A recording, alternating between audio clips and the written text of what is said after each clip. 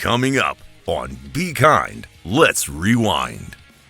Today we are covering The Last Dragon. Let's jump in this bitch. All I'm right, excited. You're excited? Feel these nipples. There is an old sage called Samdangoy. Yeah. But it's pronounced as some dumb non-Jewish guy. Yeah. And of course, we get our first glimpse of, ladies and gentlemen, the Shogun of Harlem. The Shogun of Harlem. Catches bullets with his teeth. It's just some dude, a black guy who's obsessed with Asian culture, just like most black guys who grew up on Dragon Ball Z. Yeah, no yeah. Dragon Ball Z! She even tries to like turn her head at one point. And he like grabs her head and Yeah, he makes puts her it look. back. makes her watch it. Underneath your mattress. I'm getting excited talking about this. Damn. 4, 3, 2, 1. Cue music. Am I the meanest? Shogun. Am I the prettiest? Shogun. Am I the baddest mofo low down around this town? Shogun.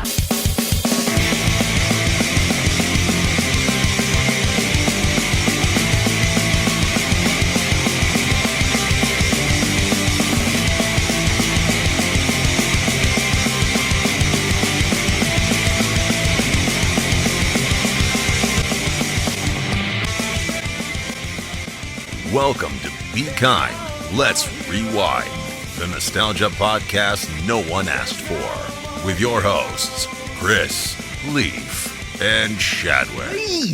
You know you love this. What's up, everybody? Welcome back to Be Kind, Let's Rewind, the nostalgia podcast that no one asked for. Today we are covering The Last Dragon from 1985. Who's the master? Sho'nuff. 1985, and this one's weird too because it's referred to as Berry Gordy's The Last Dragon. Yeah, The put some respect on it. Yeah, the same Berry Gordy that discovered Motown. And I remember, like, in our group chat, we were kind of talking about it, and Chadwick's like, anybody do any digging on him? And I was like, wait, that's not the Motown guy, right? That's got to be somebody else. And, well, I'll I'll be damned.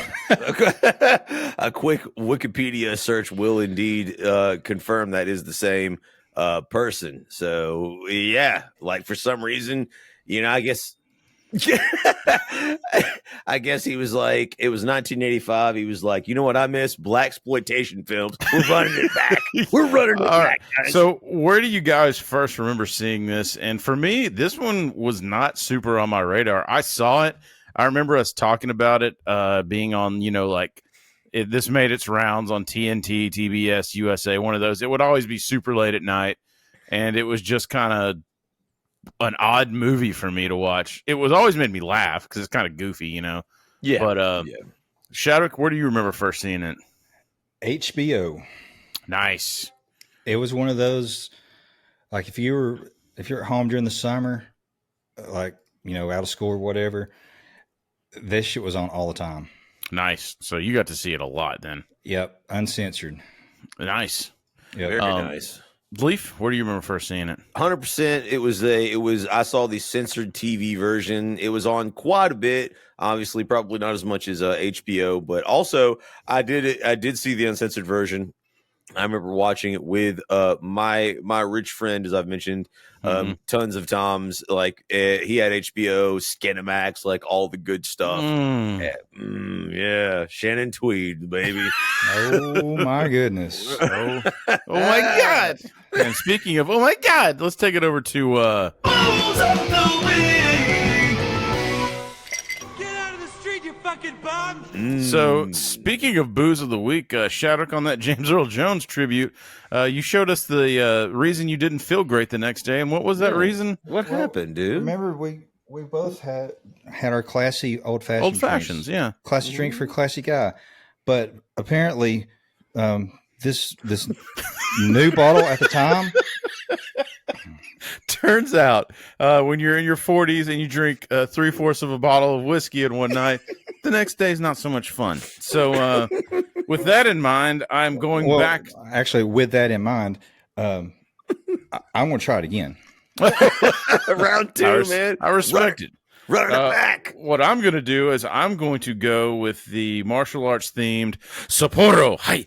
And so we can continue on this this Sho'nuff theme. Leaf, what do you got over there, man? I will match that energy, my brother, and hit you with a little bit of Korean soju. Oh, was nice. this one mixing? I mean, it's Berry Gordy, dude. This guy didn't give a fuck, bro. Dude, like, we're apparently mixing not. Asian cultures. Like, let's go, dude. So, I will see your Japanese. Let's and jump Korean. into this Berry Gordy thing real quick because, like, if you start looking at credits, it's for Berry Gordy, like, and it's like executive producer for Berry Gordy. Like, there's a lot of, like, he was the Shogun of Harlem they were answering to when they were doing this. Like, Sho'nuff. it really doesn't come across like he was there. It was just like, does this please you, sir? And he's like, yes. Like, that's basically what it seems like on everything I can read. I mean, again, this connected a lot of dots for me because this soundtrack is a fucking banger. Yeah. And it's like quality music too. Like, these are quality songs, and even the songs made for the movie like fucking slap. So, oh yeah, duh, Motown. So go figure, you know. Right. Of course. Yeah, it's So before we get into it too much, I guess we want to hit the cast, but we'll just go ahead and mention Vanity. Prior to this movie, she was like Prince's protege, basically. Yeah, that's what I heard. He was like kind of bringing her up under his label or whatever. And I don't know if they had a falling out or if she was Lured away by this, to Motown by promises of being an acting star. Actress. I can actually I could tell you some stuff about her. So she actually didn't die until 2016, believe it or not. From Really? From kidney failure. The reason probably she fell off your radar is because sometime between when this movie was made, she actually nearly died of an overdose, cocaine overdose. So I thought she did die at that time. She did not. She actually survived, and believe it or not, converted to Christianity and dedicated her life to Christ after this, basically stating that in that story that she like that she prayed that if she could survive this overdose, in the hospital she was dying, that she would basically renounce all of her previous ways, and to the degree that it said that her friend said that when she finally recovered, she went back to her hotel and started throwing everything away. Oh wow! And I mean, everything, like cold turkey, just gone. Then they said in her apartment, down the chute, she dumped her gold records.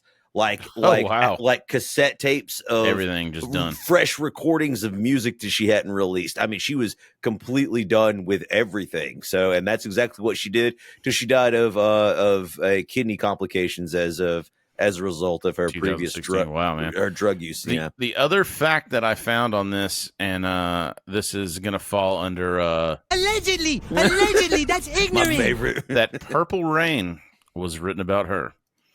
Really? The timelines match up, but I don't know, so. Well, I'll tell you another reason she fell off my radar. She showed her tits in Action Jackson, and then I just didn't care anymore. That was all she wrote. And before we get into this, guys, I just want to remind you to like and subscribe. No one likes this. Hit us with a 5-star if you're digging what we're doing on the audio format. Could you imagine how big her eyes were when she was on cocaine? Dude, would they still be as pretty? I mean, dude, I don't know. Good. She was so hot, dude, man. She was so hot. All right, Leaf, man, let's roll into this. Let's hit us with some boring ass facts.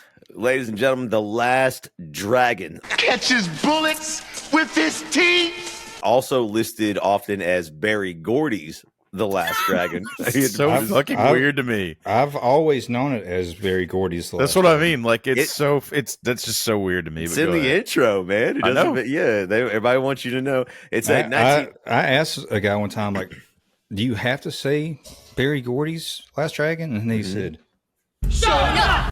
Sho'nuff. Nice shirt. Leroy. Shadwick with a Sho'nuff t-shirt on for our audio. Yeah. Berry Gordy's The Last Dragon is a 1985 American martial arts comedy film written by Louis Venosta, produced by Rupert Hitzig for Berry Gordy. That's what I mean. Again, there it is again. Like, has this got like a key? Is this got the key? Yeah, like, pin? Dude, let them wait. He's talking to his son. The film was directed by Michael Schultz. Obviously, it stars Ty-Mac. Strange that he's only known by his first name. I found his real name. He's not. He was trying to one up Prince. He didn't quite go for the symbol, but okay. I found his real name, but I can't remember what it was. It was something. It's like so he's actually half Italian. So he's not like 100% black. So we were watching it last night. I made my wife sit through it.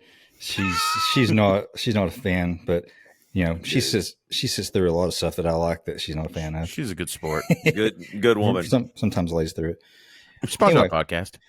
So, but I was like, is he mixed? And she goes, why would you even say that? I'm like, well, look at his hair. It's not really a fro. It's I was like, he looks like he's got, I don't know, Dominican.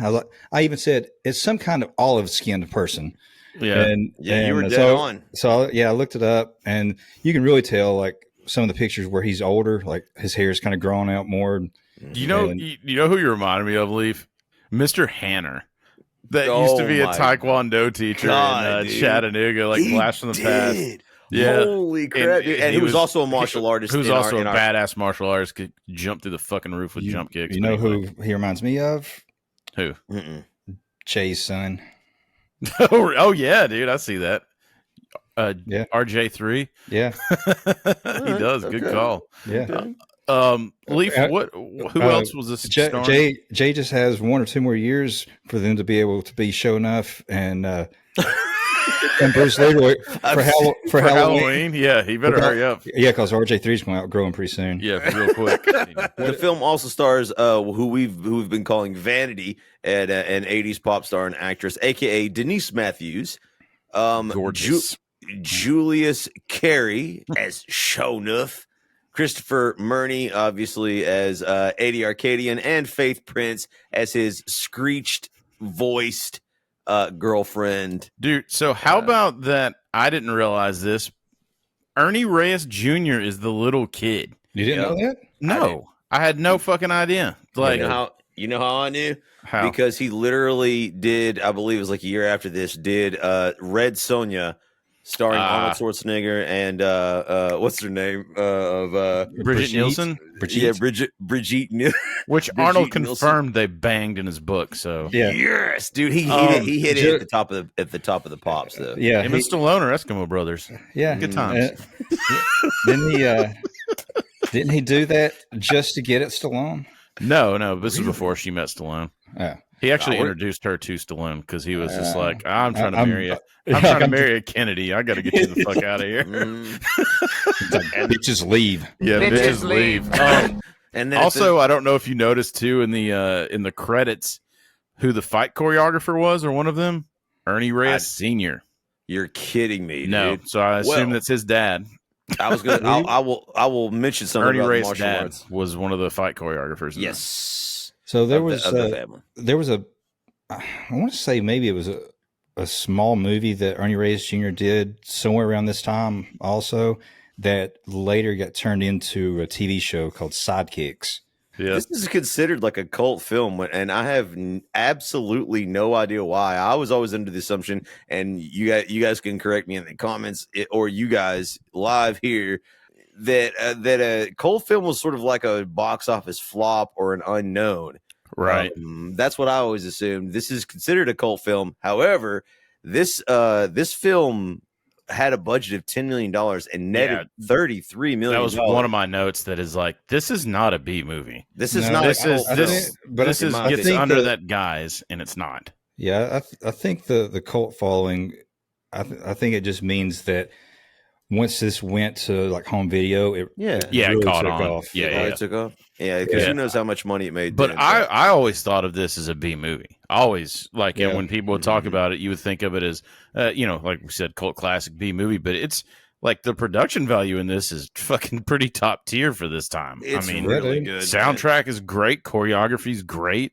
The dialogue is what it is, but it's supposed to be that. So, all for Berry Gordy. Sho'nuff. It's clever because it's the mid 80s and they're making fun of the mid 80s. Like everything's just turned up, like Sho'nuff and his gang of misfits. It's like cartoony. Yeah, it's punk rock versus Japan's Shogun. Yeah, like multiple Asian cultures, which I'm going to actually address soon. But yeah, no, you're absolutely right. And I think that's one of the things about the film that I really, really love. And it's in my notes that it's somehow more self-aware about the 80s than even films that long came after it about the 80s. About the 80s, yeah. Which is weird. It seems like it was made later to me. Yeah. It seems like it may have been the way that it's acted and filmed. It's almost like could have been made in the 90s to me. Like about the 80s, because it's so self-aware a lot of times about what it is, as you mentioned, Shep. Well, it never takes itself serious. Yeah, that's what's great, and like, it's supposed to be fun. But even with that, like when you start watching the last scene when everything's getting turned up, like you're in it. Like you're not like, whatever, like goofy movie. Like I'm in it at the very end. That last fight scene, man. I'm like, dude, game on. Let's jump in this bitch. All right, I'm excited. Please. You're excited. Feel these nipples. Look, anything that has nipples. All right, let's do this scene by scene. The film wastes absolutely zero time. I mean, I imagine if you were even a couple of minutes late, like to this film, you started missing things instantly because it opens with a montage of Bruce Leeroy.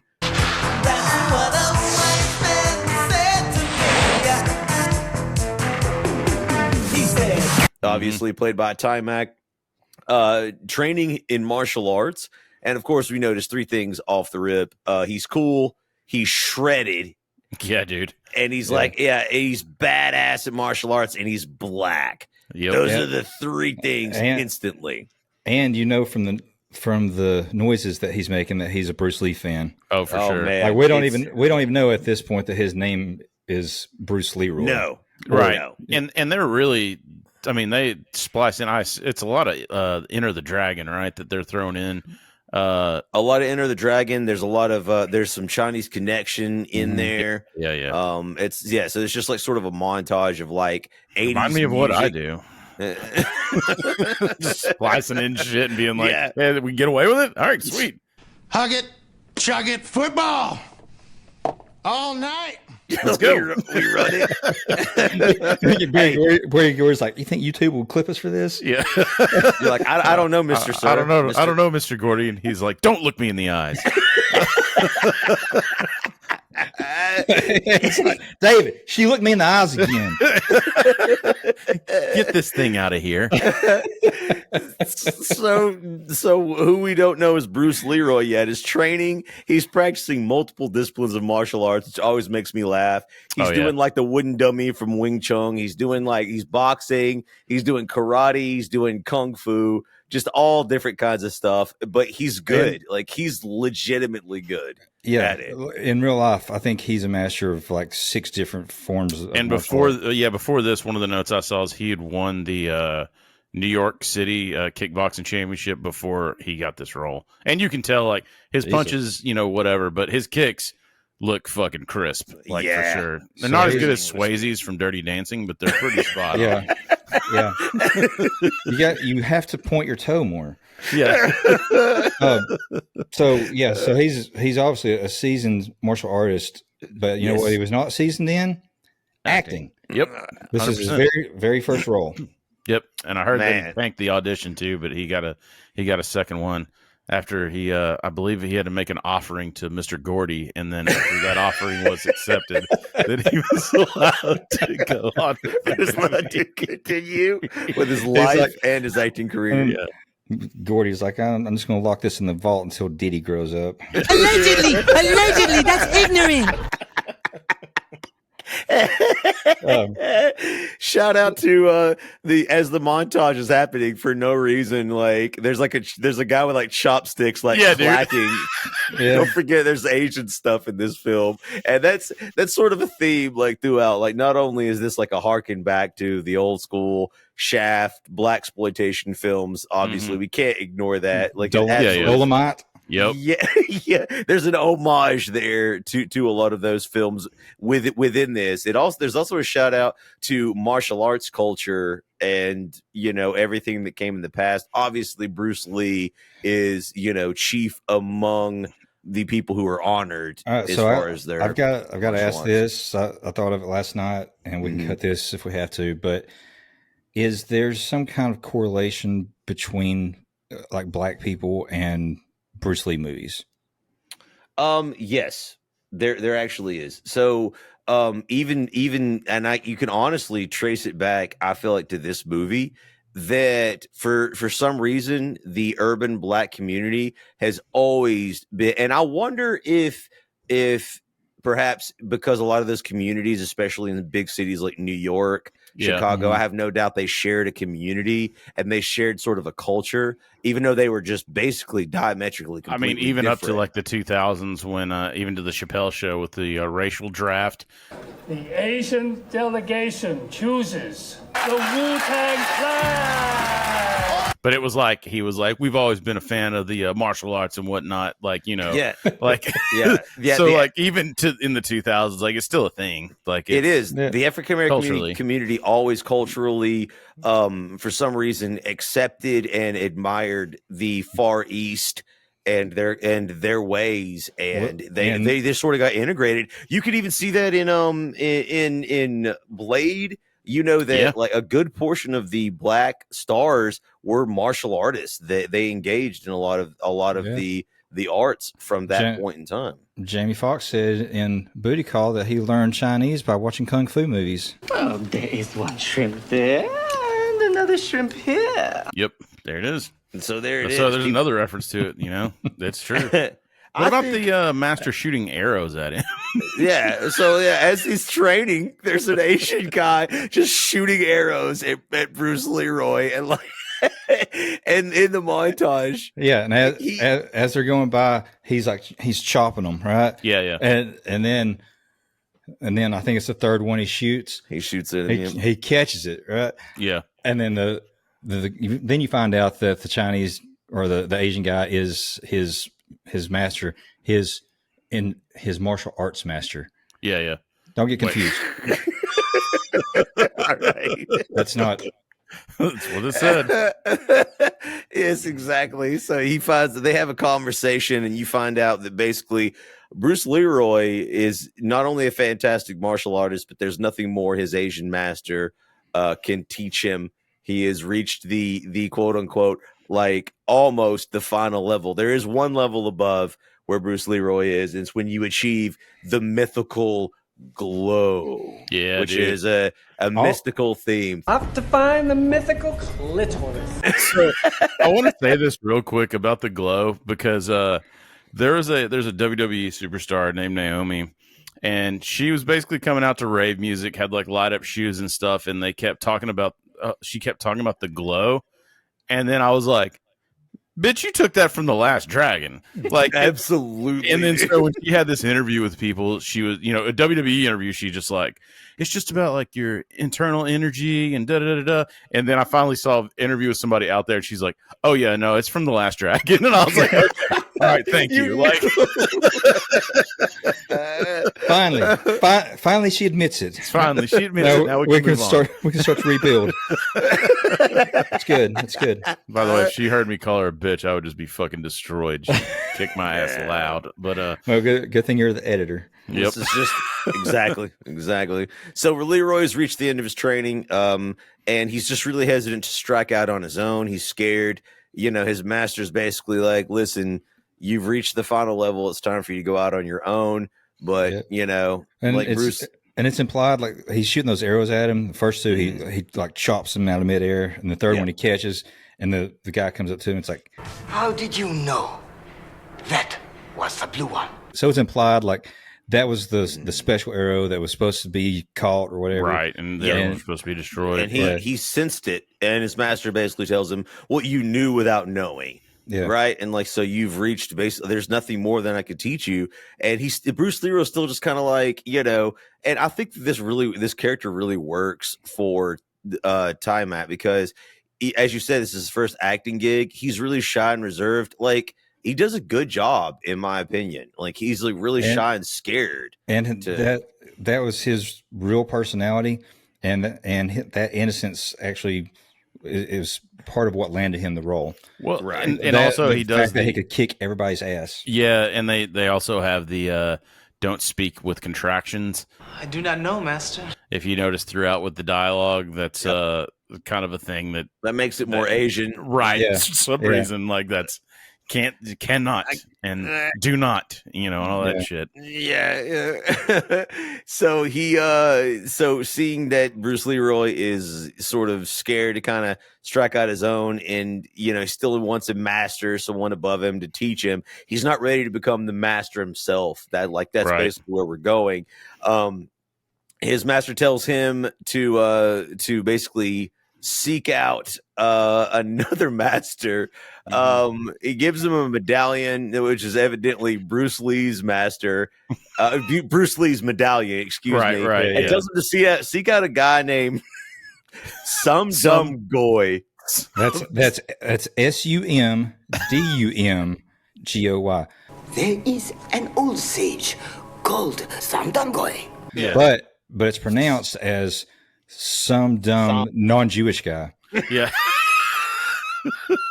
It's got to be a Jewish slur. It's got to be, dude. It's got to be. It has to be. And even so, like he says it like Samdam Goy. So it's like S-A, like D, like that's how he says it. Seek out Samdam Goy. And then whenever later on, we'll Berry talk Gordy's about like, we're leaving that shit in.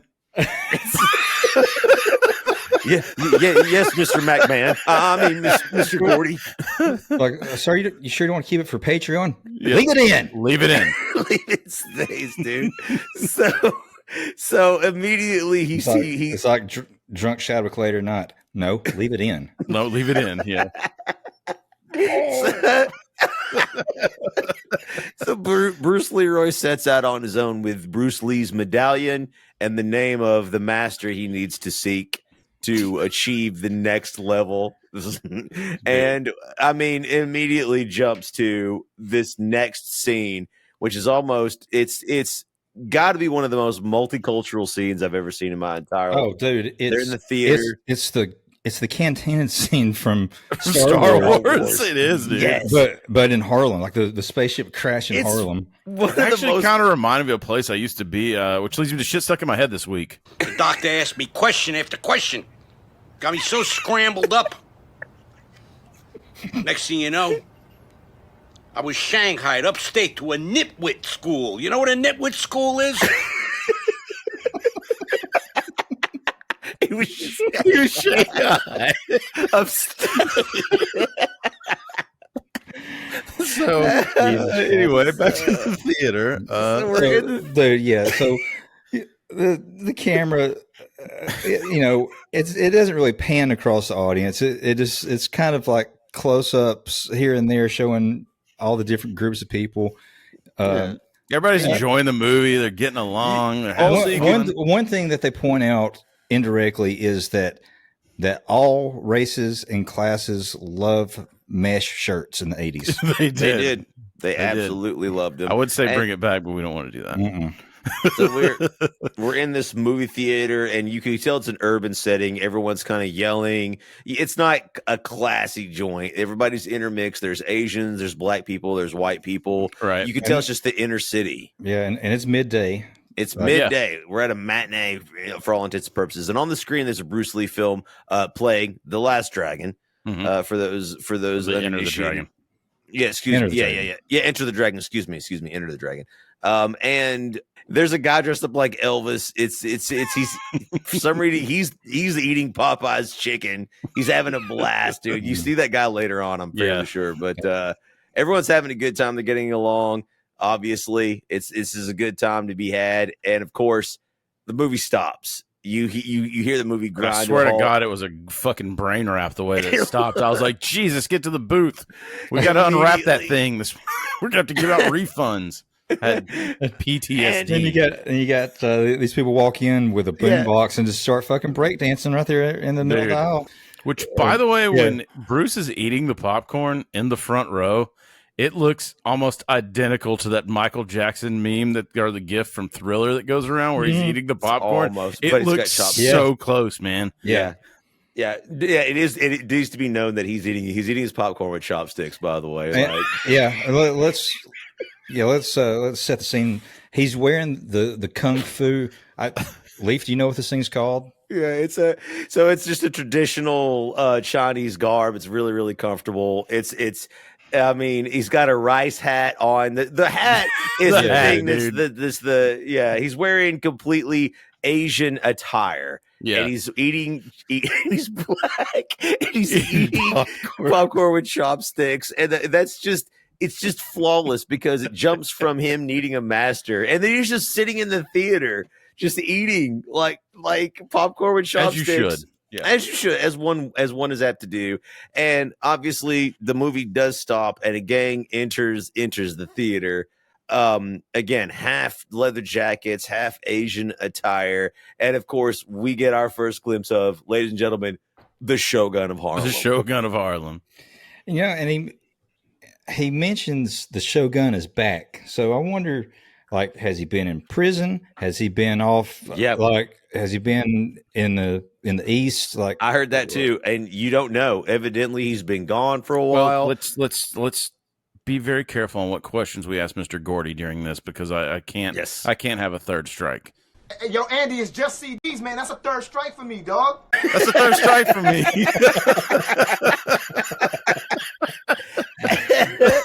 And so the Shogun of Harlem comes in, and he's just this like super skinny, crackhead looking black guy. Dude, he's just really thin, and he looks so funny, man. He looks like what would happen if Zeus Tiny Lester met up with the kid from Walker.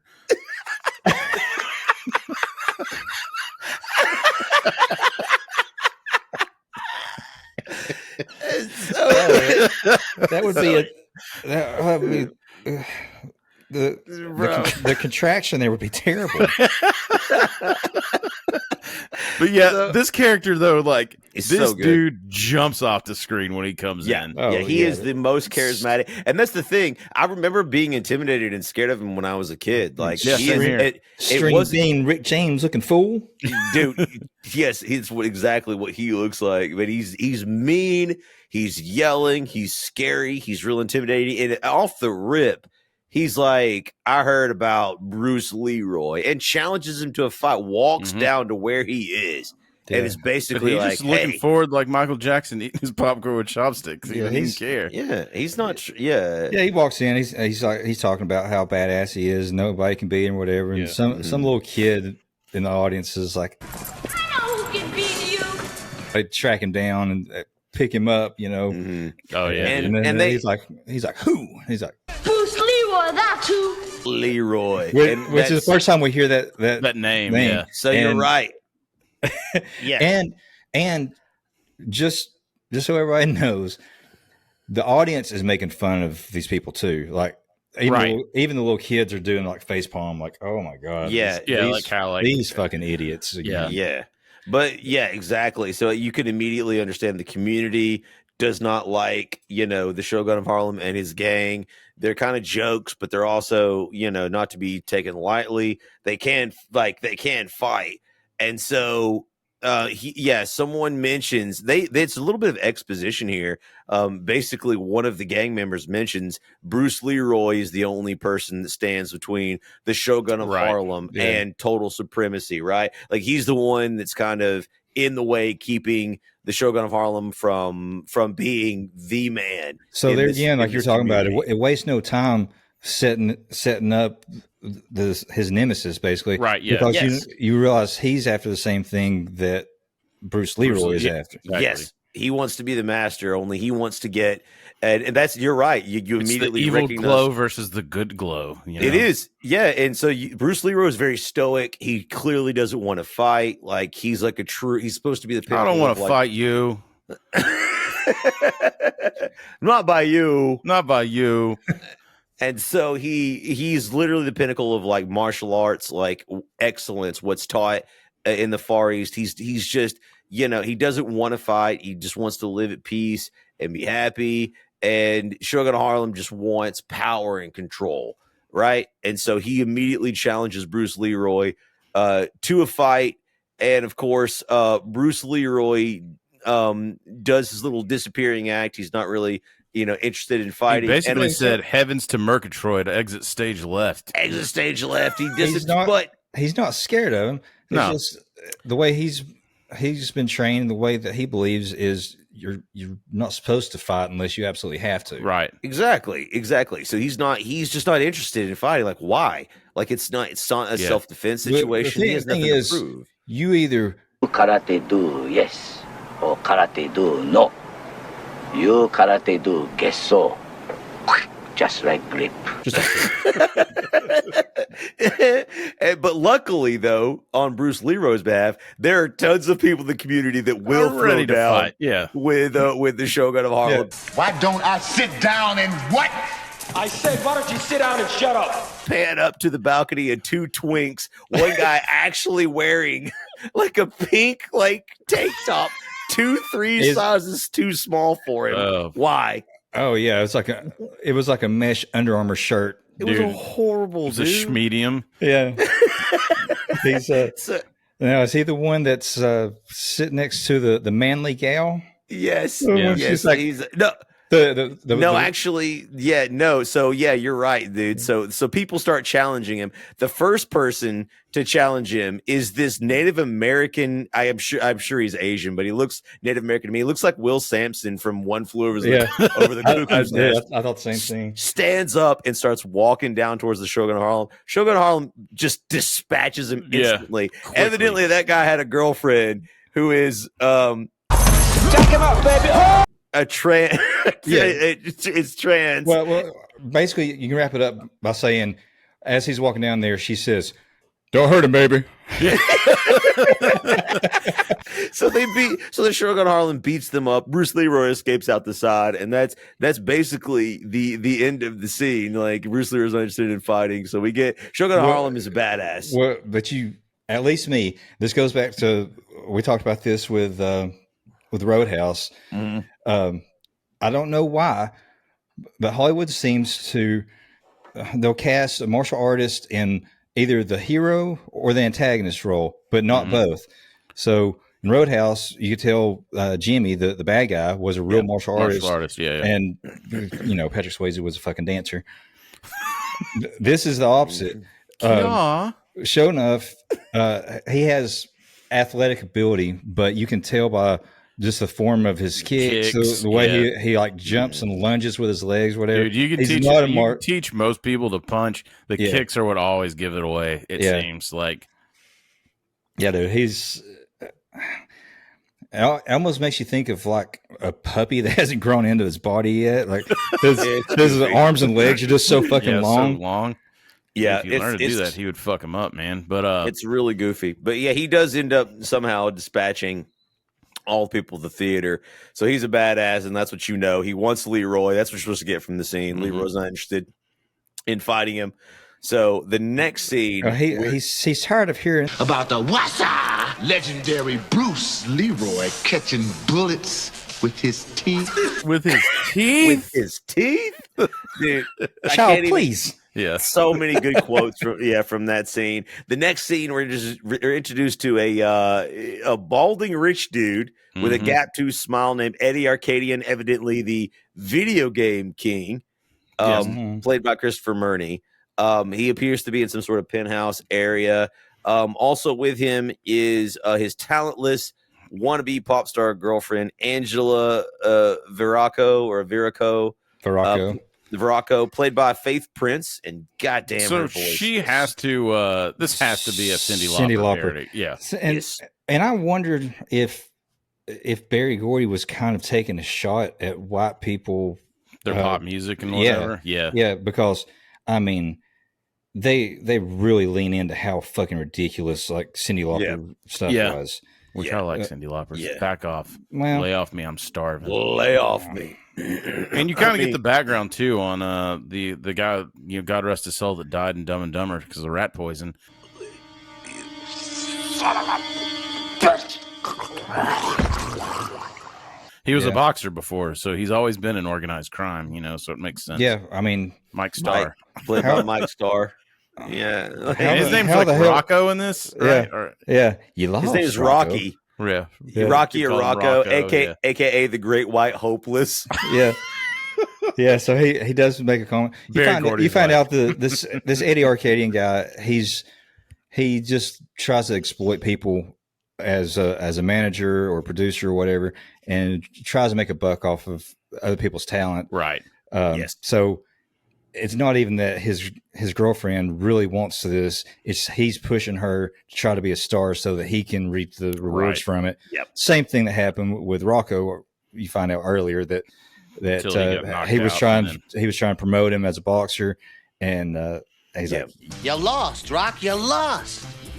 Every fight I got you." But yeah, you're right. He uses people, and I love him as a bad guy. He's the quintessential '80s bad guy. He's like over the top, but he's also like got little man syndrome. Yeah, he's balding. He's like the Harlem Napoleon. Yep. Dude, he's just he absolutely is. And so they're watching TV, and it appears to be a television show. MTV, I would say, crossed with American Bandstand. So it's almost like it's a live television show, like like the VJs. You know what it reminded me of? It reminded me of what was the Downtown Julie Brown thing she used to host? It's really what it reminded me of. What was that show? And she was. I always thought it was like Soul Train, like. But like Downtown Julie Brown was the host of this, so kind of like in the same vein as this, like female host introducing videos. Sometimes people would come on there and do live shit. Like basically. So this is you find out this is Vanity's club. It's called Seventh Heaven, and basically she's like a VJ, but it's live. Right. To me, I always felt like it was just like a public access, almost just slightly better than Wayne's World. Like you had an audience, like people would come watch, but it's like an old warehouse. It's like Club Fathom downtown. The show was called Club MTV, and Chris is dead on. But that show actually didn't start until 1987. So I wonder I wonder if Berry Gordy was like, you know what I want? I want Vanity's real show with another black host who's hot. Wubba wubba wubba. So it cuts like they're watching TV, like you said, and then it cuts to the actual club. She's backstage, and you see a peach fuzzed William H. Macy. Oh yeah, God, dude. It's just a bit part. He's got frosted tips or bleach blonde hair, whatever. Yeah, his 80s jacket was hilarious. Oh yeah, windbreaker was it? It's like a puff. Yeah, it was. Yeah, but he's selling her. He's pleading with her like, "We please play this video." Yeah, dude. This guy Eddie Arcadian. You don't want to piss him really, off. Yeah, he really wants you to play this, and this is not the kind of guy you tell no.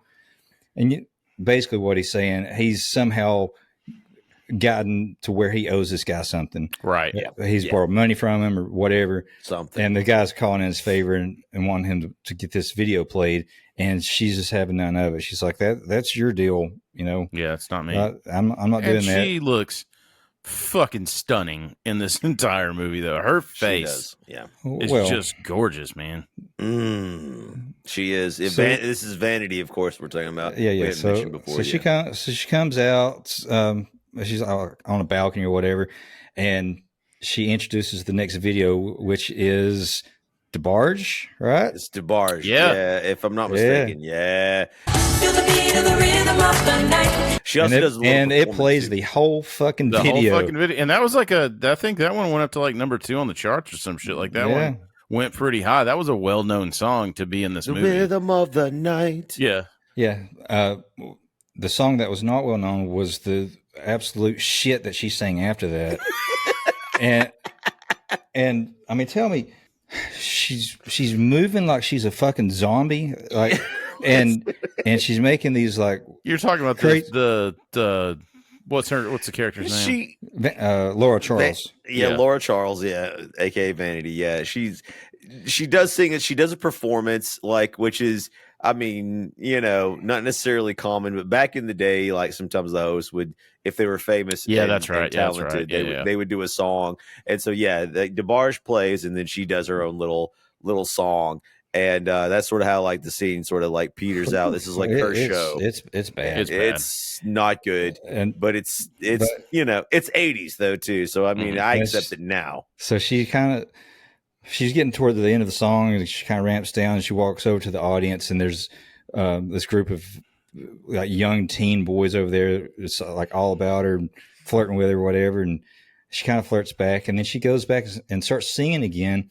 And then she does this crazy, like out of nowhere, high pitched squeal, and her eyes go crazy. And it always just reminds me of 40-Year-Old Virgin, where Andy's in his house, and he's like playing with the trumpet. It's like a show. I can't remember the song now, though. How pretty ladies around the world got a weird. That's it. No, that's it. So that scene ends, and so we cut to where she's outside. She's signing autographs, of course, because there's throngs of people. We know that she's famous.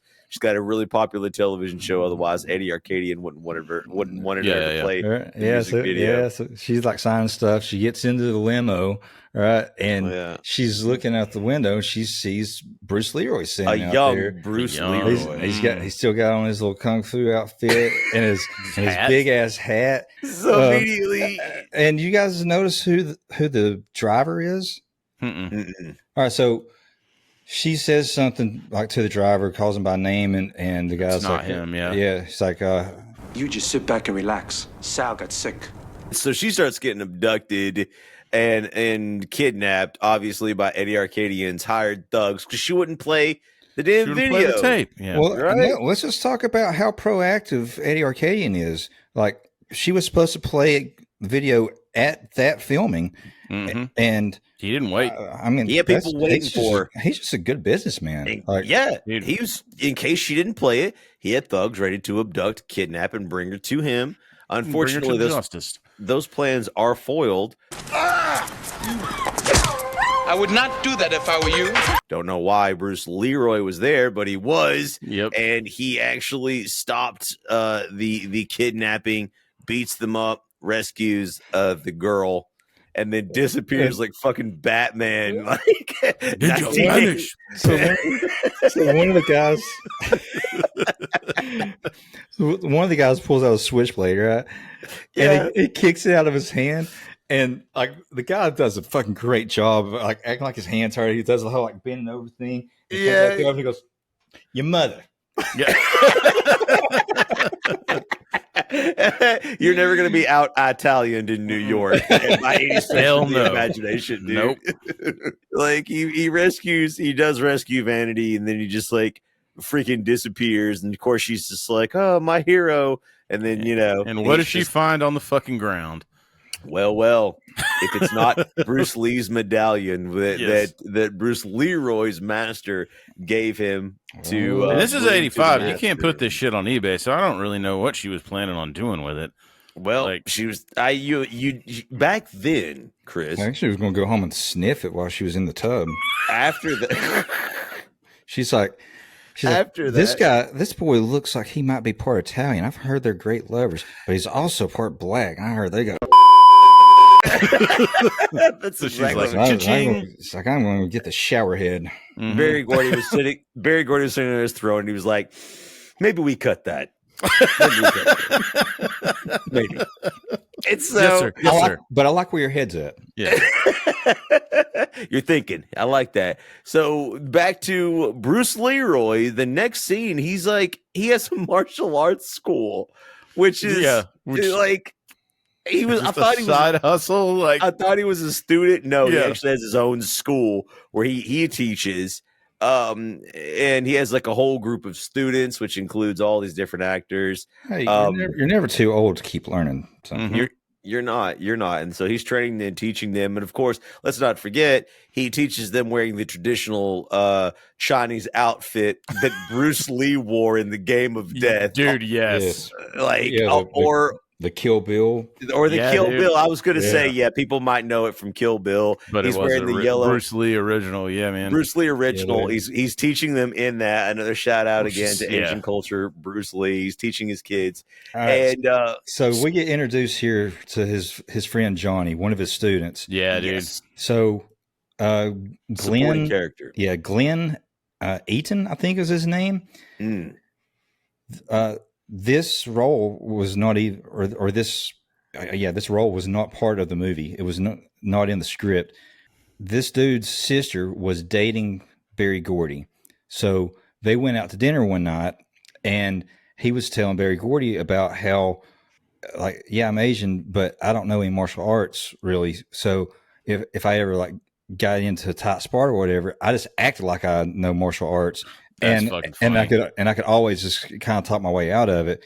And Berry Gordy was like really impressed by that, and he's like, "Fuck, let's write that into the movie."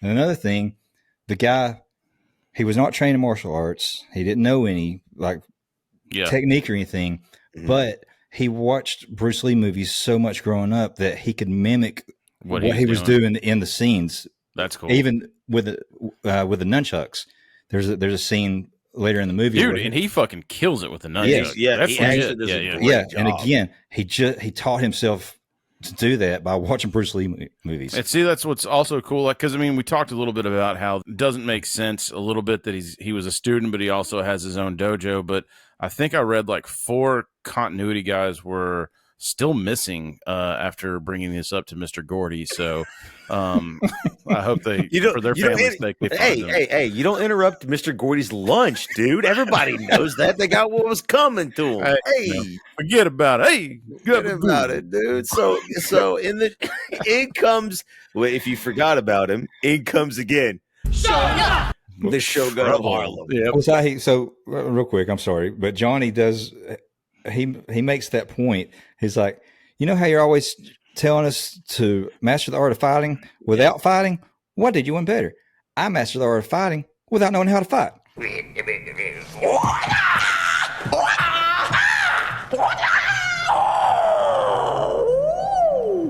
And the other student like kicks him in the head. Yeah, like chased him and shit, like beats him up. I actually love that scene because the character's laying like face first, like Family Guy style, like knocked out. Well, I like it too because it's a black guy that kicks him in the head, and when he falls, the black guy goes, "Ooh, Johnny." Yeah. Like they all have Bruce Lee mannerisms. It's so great, man. It's absolutely so great. So the Shogun of Harlem and his thugs bust in. Of course, they're not done with Bruce Leroy. They challenge him to a fight, and immediately yet again, Bruce Leroy he refuses. He's just simply like, listen, I'm not interested. They're taunting him, humiliating him, and these are all like tropes from other martial arts, like movies, right? Yeah, like, and also like whenever I first started taking martial arts, I thought this was like a weekly thing. Like someone's gonna bust in from another dojo like every other day and be like, challenge you for your turf, and challenge your master. And so not even ancient, but in Chinese martial arts culture, that actually like did happen quite often and quite a bit. What happened to Bruce Lee when he was trying to teach kung fu to Westerners? Yeah, well, that's how he got his back broken. That's exactly it. And the reason is because a lot of people didn't like Bruce Lee, as this is an aside, because he was probably one of the first most popular cross trainers, right? Meaning he trained multiple disciplines, and you didn't do that in China. No. You trained one art. You were loyal to one discipline. And Bruce Lee was like, I'll take a little bit of this, and also I have this body type. So he's one of the first first MMA guys, to be honest. Like, he really is. It's called he literally is. It's called Jeet Kune Do. Right. Jeet Kune Do is his martial art. And it is just a mixture of a bunch of different martial arts, which taking away all of the restrictive forms. And I said, empty your mind. Be formless, shapeless, like water. Flowing like water. Yep, exactly. Adapting to the situation, whatever it calls for. And so, like this was an occurrence that happened, and so this is sort of an homage to that. Like another shout out. Now, obviously, it works with the plot too. Shogun of Harlem wants Bruce Leroy's ass. He wants him to fight him so he can beat him and become the ultimate supreme power in that little Harlem community where they exist. Bruce Leroy's not having it. No, he refuses. So as he's saying they're refusing. Sho'nuff's like, well, maybe you'd rather fight the ladies. So he's got 3 or 4 women with their like teased up spiked hair, 80s hair out the ass, teased up to Jesus, talking trash, dude. And they're like circling around him and like throwing all these like little fainting punches at him or whatever, trying to get him to flinch. Yeah, and then one of them accidentally connects, and he immediately like jumps into like fighting stance, ready to go, and then Sho'nuff's like, yeah, come on, Leroy. He's ready to fucking go. Yeah, he's ready.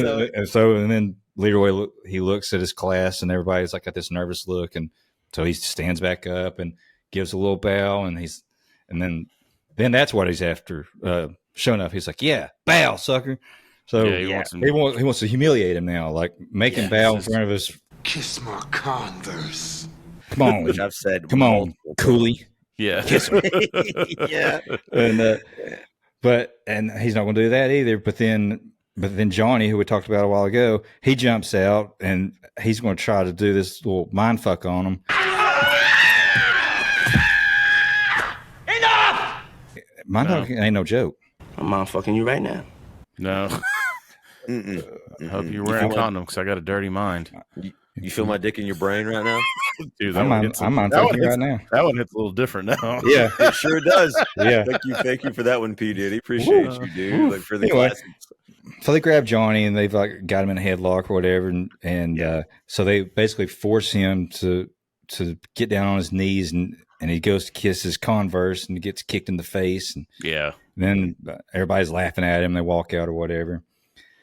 Yeah, and so so there's a humiliation aspect there, which happens a lot in martial arts films. You have the stoic martial artist and then the bully, and it's coming. Yeah, the next thing we get to meet his family, the owner of McDowell, not McDowell's, Green's I'm sorry, Pizza. the Green's Pizza. Just direct your pizza to Daddy Green's Pizza. This scene is one of my favorite scenes in the entire film because it actually shows the reality. I like his brother.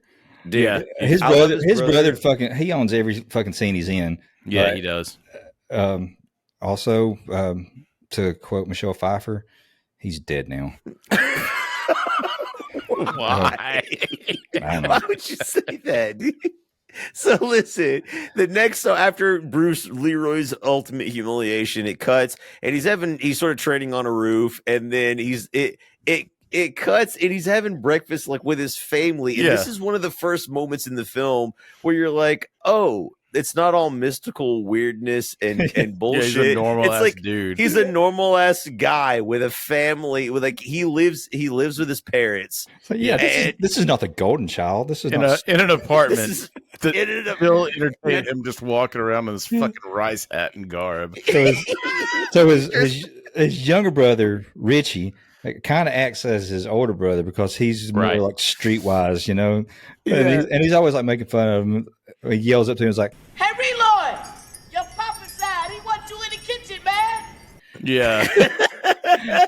Yeah, exactly. Doesn't he call him like a rice picker or rice catcher or some shit at some point. Something like yeah, he does. And throwing Asian slurs at it.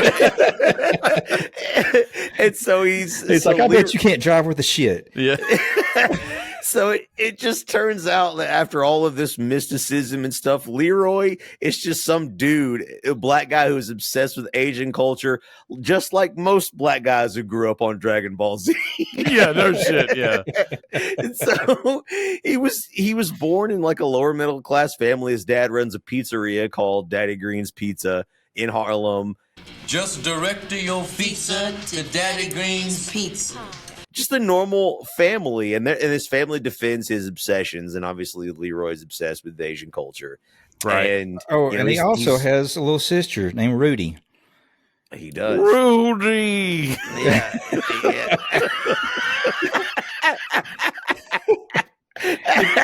I'm sorry. Can we please bring back sad Bill Cosby right now? Yeah. So yeah, we do meet one of the most important supporting characters, his little brother Richie, who makes fun of his Asian behavior and is obsessed with Laura Charles. Yes, obsessed with Laura Charles, which is actually like goes right back to the plot, because as we saw before, Bruce Leroy, ironically and weirdly enough, saved Laura Charles, aka Vanity, before. And so he wants to see her again. Yeah, and he knows that, like, because he went back, remember, for his medallion, it was gone. So he's like, maybe this bitch knows where my medallion is. So she has it. So he's trying to meet her again. So perhaps he can get his medallion back. Obviously, she's gorgeous, and his little brother has like designs on her, even though the age gap is disgustingly illegal. I don't even know. It's in light of things now, we tell me. Donnie. Tell me 12-year-old Leaf didn't have a dream. I mean, come on. It's true. I did have a dream. And you know who else had a dream? Barry Gordy was like, I'll allow it. You heard the man, leave it in. He's like, get your Justin Bieber ass over here. And so they go to try to, she's evidently Laura Charles is apparently doing a meet and greet. So they go to meet her, and they're trying to like break in, because Bruce Leroy's little brother's like a streetwise skeezing little punk, and so he's trying to find a way they can break in and meet Laura Charles again. And lo and behold, right place, right time. Bruce Leroy witnesses her getting abducted for the second time. Because Eddie Arcadian just doesn't take no for an answer, guys. Like he's absolutely not having it. And once he brings her back to his. That's how winning is done. Yeah, and he doesn't on this one. He uses just cruel and unique torture on her when he gets her back. It's not like she's not chained in a basement or whatever. They just force her to watch this faux Cyndi Lauper video. he just Clockwork Oranges her. Dude, yes. She even tries to like turn her head at one point. And he like grabs her head and he puts it back. Makes her watch it. Underneath your mattress. Yeah, and he's like he's trying to sell it. Like he's doing all the hand motions with the video. Like everybody in there's like into it and all this, like all his except for Rocco, because he's continuously making fun of her the whole movie. Yeah, he's not happy with anything. So yeah, Eddie Arcadian does bring her back to his penthouse and forces her to watch his girlfriend's shitty music video. It's super terrible, even in the 80s. For those of y'all, like I know everything seems terrible potentially to people. One of the lines is "Dress me up." You dress me up in peekaboos, body or in roller skates. Oh wow. It sucks, dude. Like it's so bad. Her voice is like literally intolerable, and so it looks like she has like headlights or dude, yes, red lights for a bra. Yeah. It's absolutely. It's 100% just shot after shot at Cyndi Lauper being fired by Mr. Gordy here. Yeah. Yes. Just constant. Yeah. Make that white bitch pay for her sins. And no one. He's just like. And no one said a damn thing on set. I promise you all that. Nope. And so Eddie Arcadian, one guy did. He's dead now. He's dead now. 4 fucking continuity guys still haven't been found. We'll put the link down here below, man. If you have any information that can maybe lead to their family. Rumor has it that they built that theater on top of their corpses. Yeah. Oh, damn it. They're the foundation. I mean, in all seriousness, though, I mean, the dude founded Motown. I mean, he can do whatever the fuck he wants, in my opinion. Go ahead, dude. Dude, yeah, just let him. Including making a fucking great movie. Yeah, dude. An excellent, absolutely excellent movie. Made for him. It was a gift. I mean, he had it done. Yeah, it was. He had it done. You know, I think he was pretty hands on with it. Honestly. Oh yeah, I'm sure. This is obviously all like tongue in cheek, but like I know that so it was the script was written for him, but like he was in the direction. You can tell especially with all the music continuity, everything. Like dude knows. Yeah, dude knows. Yeah. So Eddie Arcadian gives, after the video is over, gives her another ultimatum. It's like, hey, put my music video, and Laura Charles is still like, no, even though she's been abducted, she's not having it. And so Eddie Arcadian's like, had enough. He snapped. He's deciding to do something with her that is nefarious. But before he can enact any harm on her, a fucking ninja breaks through the door. Whoa. You know how much trouble we got into for the Teenage Mutant Ninja Turtles for using that N-word. You got to be careful, guys. Dude, I had to censor the fucking thumbnail on that to get it on YouTube. We just got a lot of heat, is all I'm saying. I'm just saying that's what it was, guys. That's what it was, man. dude. Who the hell is this guy? We didn't order out. So the ninja beats up all of the thugs and rescues Laura Charles, of course. Dude, and can we call him the hooded assassin? So I did find a fact in here on this, because this has, and I think they only reference it like once or twice, the fucking aquarium with like the whatever's in there that was just I read was just a bubble machine. Like, I mean, obviously that was how they did the effect. But Rocky has like this like gigantic piranha. Yeah, like, you never see reason. it. It's just bubbles, right? So, Yes, but when Bruce Leroy breaks in, he takes his head and dunks him. But when he dunked him on the take, Eddie's head, he takes Eddie's head and he dunks it. He actually, the bubble machine, Eddie's head hit the bubble machine on the take. And really? Yes. So when it cuts, watch it next time you watch it. When it cuts to him watching them get away, there's a cut right here that's like visible. I saw that. Okay. Yeah, that's what it's from. That son of a bitch's history. The bubble machine cut his face? Yeah, because there's a bubble machine in the aquarium. So when he went to put his head down. I thought it was intentional. I thought the fucking monster mutant fish was supposed to nicked him or whatever. I mean, that's probably why they left it in there. But yeah, that's what. Be kind. Let's rewind. We deliver facts that we found that other people found out. Yeah. Dude, that's actually. But I noticed that, and I wondered myself, just like man, he got like a tiny cut on his forehead, Yeah, that's why in one of the scenes. So he basically is like, he's super pissed off that, during the scene too, he unmasks the hooded assassin, and thank you. And he realizes that's Bruce Leroy, and sort of the thugs, the same guy that rescued her the first time. And when Laura Charles sees that, she makes that face, which tells you that she is just gushing, dude. Yeah, she's in it. Yeah, she's absolutely with it. The guys in there are like, "Hey, Rocco, is your aquarium leaking?" Yeah. Like, anywhere she sat down the rest of the night, she slid off. This couch is Damn ruined. it, guys. Okay. We get it.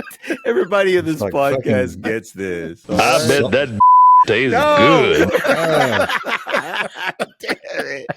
The cherry on the top. I just want to say on a side note that the martial arts in this scene is absolutely legitimate. This is actually the best Kali Filipino martial arts, dude. That's what I've ever seen post 2000. The way that Bruce Leroy is like hitting with a stick and working around one of the thugs, like beating him up. It was a work of art. Is very good. And that's what you used to teach, right?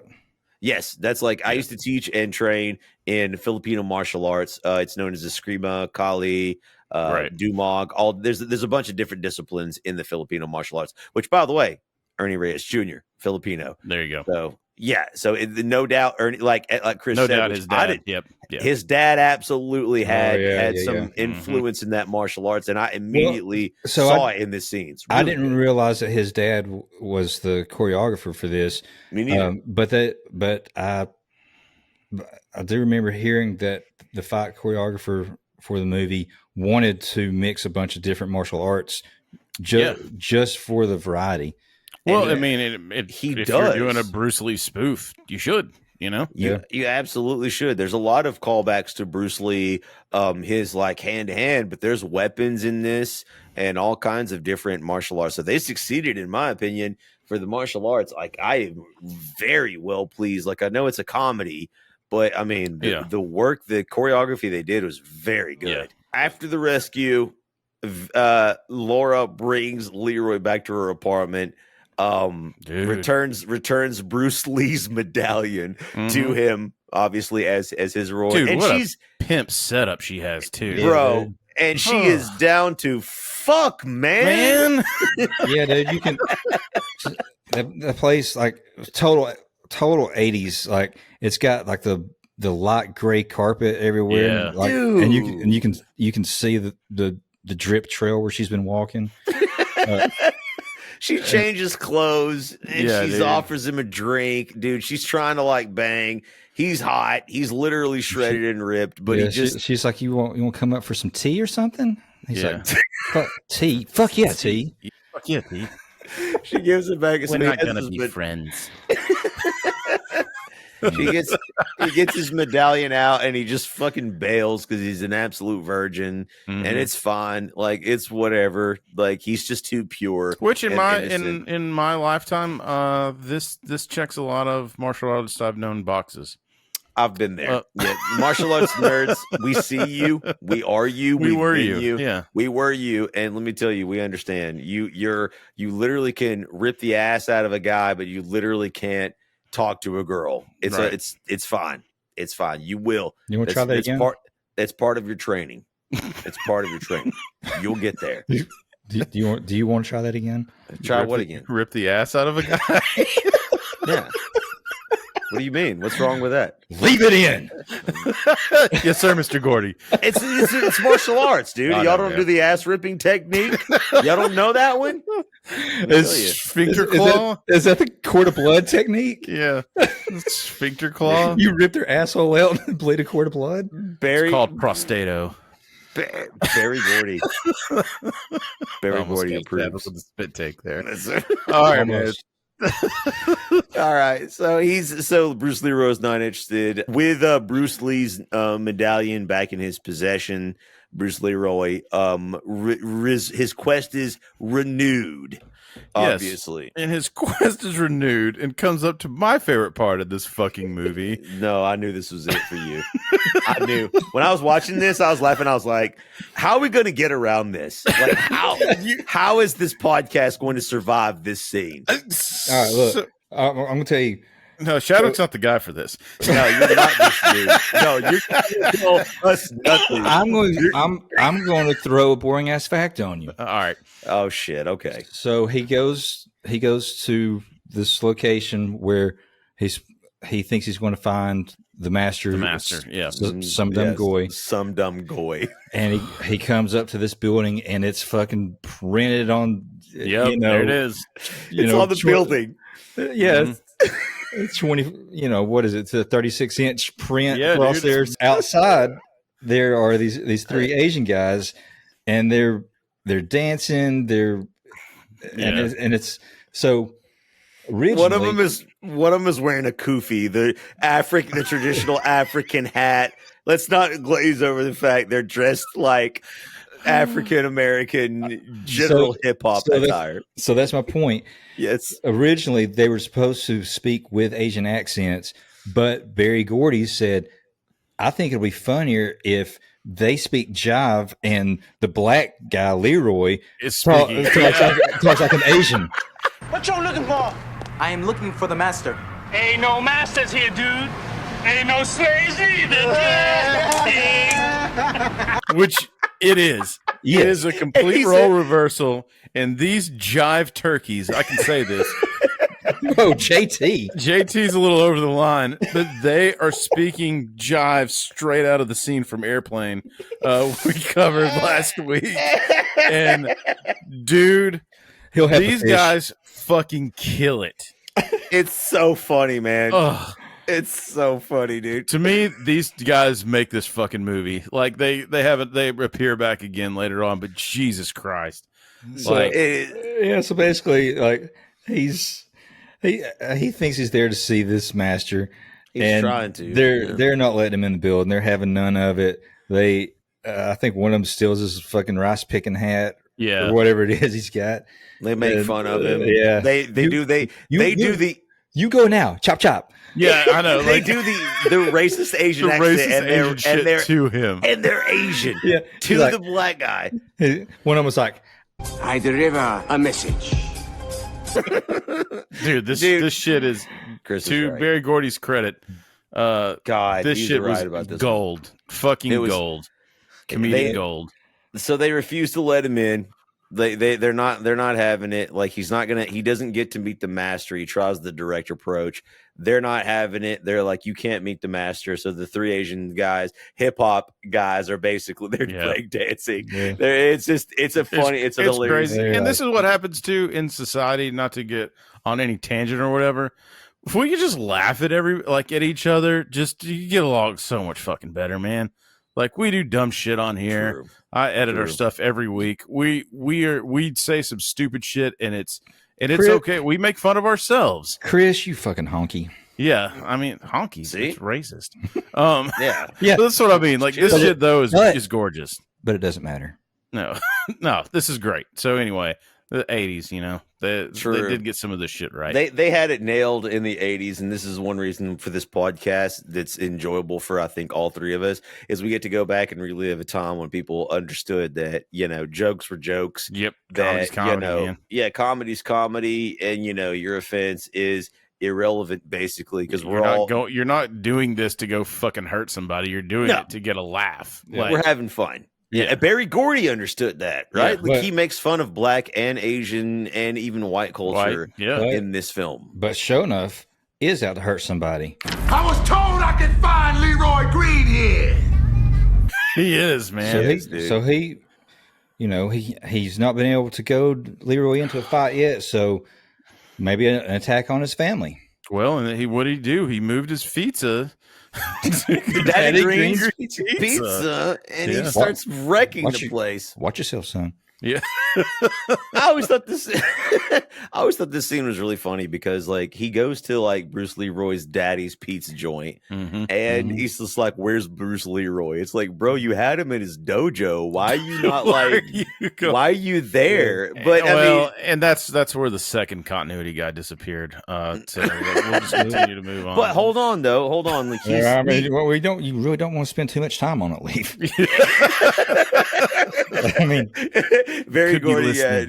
Listen, I'm defending Berry Gordy and this masterpiece because the truth is he's not really in the end. He's not really looking for Bruce Leroy. No, he's not. What he wants to do is to goat Bruce Leroy in the fight. So what does he do? He trashes the pizza joint, which I want to say is in so many fucking 80s movies where this happens. They go after a brother, go after the dad, the parents, like always. No holds barred. He went after his brother. Don't worry, Rip got him.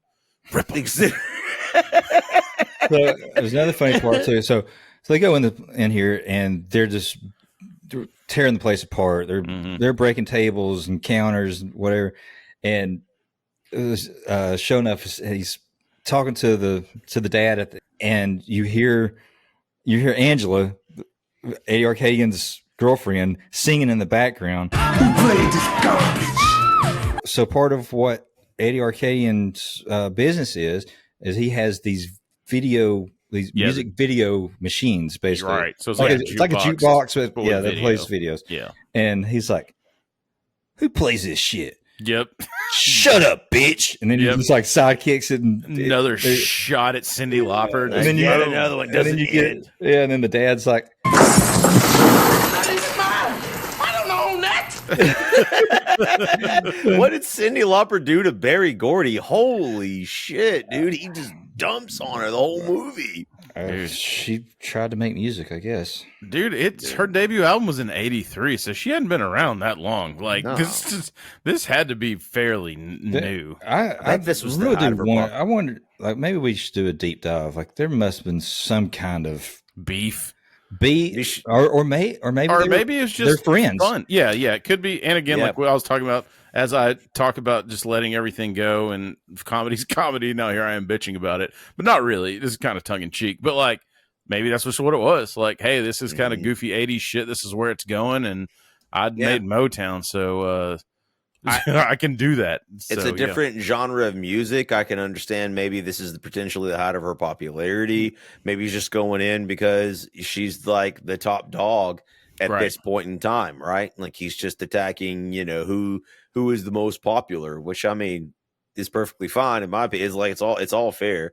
That shitty, spoof song is playing before Shogun smashes the jukebox and wrecks the place. Bruce Leeroy finally shows up, and it's too late. His brother and his family has been accosted. It's too late for him to do anything. He sees the Shogun of Harlem and his troopers jump in a van and drive off. Shout out to Mama Green, who's the only one about to throw hands. Dude, she was ready, man. She was going to fuck him up. Dude, she's throwing dough. Like she eats the dough. She's like Craig's mom on Friday. He's like, that's not fair. Yeah. She's like not having it. Like her dad's like, get back. Like it's fine. Like what? Yeah, like she's grabbing like metal bowls. She's go over there and fucking whack him on the head with it. I dig it, man. Whack-a-mole. And Richie, Bruce Leroy's little brother, basically is just like, hey, like what good is all your martial arts if you can't? He looks at him and he's like, that's for me, Kyle. like on that South Park episode. Like on South Park. He did. It just cuts Bruce Leroy to the core because he trained his entire life in martial arts, and his brother makes a good point. What good is your martial arts if you train in fighting and then you can't defend your own family and your business and the things that are important to you? And it destroys him. And so he goes to his dojo to weep. Yeah, he does. Or meditate. Or beat the shit out of a heavy bag. Coward. Yeah, whatever. He lets off some steam. He goes to the dojo, blows up. He's of course infuriated about what happened, knowing the Shogun of Harlem has done this to his family. And he's hearing like his brother's words where he called him a coward. He just like he keeps hearing that echoing in his it hurts in his brain. So he's beating the shit out of this heavy bag. And who walks in? Hello. Oh, hot piece, Laura Charles, who's obviously still DTF. Can't wait. And unfortunately, she asks Bruce Leroy to be her bodyguard. And they haven't even made that movie yet. Side note, honest to God, side note, Whitney Houston tried out for this role. Really? No way. For Vanity's position? Yep. Like as Laura Charles? Mm-hmm. Really? Damn, what would that have been like? Well, the song would have been a lot better. Yeah, that's for fucking sure. So would the blow.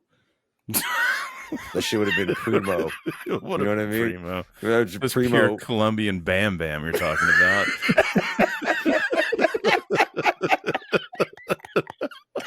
I said, goddamn. Goddamn. Are all of our episodes just merging into this one? This is finally the pinnacle of Beacon Let's Rewind.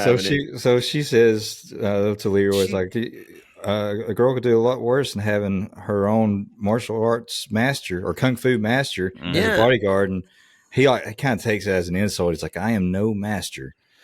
Yeah. And she does that sexy fucking playing with her hair thing. She's like, you sure look like a master to me. Damn. But that's a good plot moment point. alone, boys. But that's a good plot point Shavik brings up, right? Because like she's basically like you've done, like, you look good. You've saved me multiple times. You look pretty good to me, eh? You look pretty good to me, and it's like everybody. What's his problem? Everybody's trying to point Leroy into the right direction. His his martial arts instructor is like, yes, like basically you need to go out on your own now. Mm-hmm. Yep. His brother's like, what good is all that stuff if you don't even use it? And then she's like, well, you look like a master to me. So like they're laying the bricks, the foundation. They're trying to tell him he's more than what he thinks that he is. Yes, like he has to do it. Still. Yep. We talked about it before. He's still on that hero's journey. Yep. Yep. You've got to be an outcast. You've got to be pushed away from society. You've got to have something happen to you. Your lowest of low before you got to rise from the ashes. You got to get that rock bottom. Mm-hmm. Exactly. But most importantly, you have to eventually believe in yourself, and all of these things generally have to happen. Nobody knows why. It's science. You just have to go through this journey before you realize you are worthy and you are good enough. And he's not there yet. He's just he's still struggling. He turns her down again, and meanwhile, old Eddie's rounding up the cream of the crop to fucking put a hit ski on him. Yeah, Eddie's had enough of Bruce Leroy's interference. He is rounding up every vicious criminal and gunslinger in the West to punish Bruce Leroy. He's hired. I want you to read this whole list. Are you ready? Yep. I'm not going to interrupt you. Eddie Arcadian has hired wrestlers, cutthroats, murderers, bounty hunters, desperados, mugs, pugs, thugs, nitwits, halfwits, dimwits, vipers, snipers, conmen, Indian agents, Mexican bandits, muggers, buggerers, bushwhackers, hornswagglers, horse thieves, bull dykes, train robbers, bank robbers, ass kickers, shit kickers, and Methodists.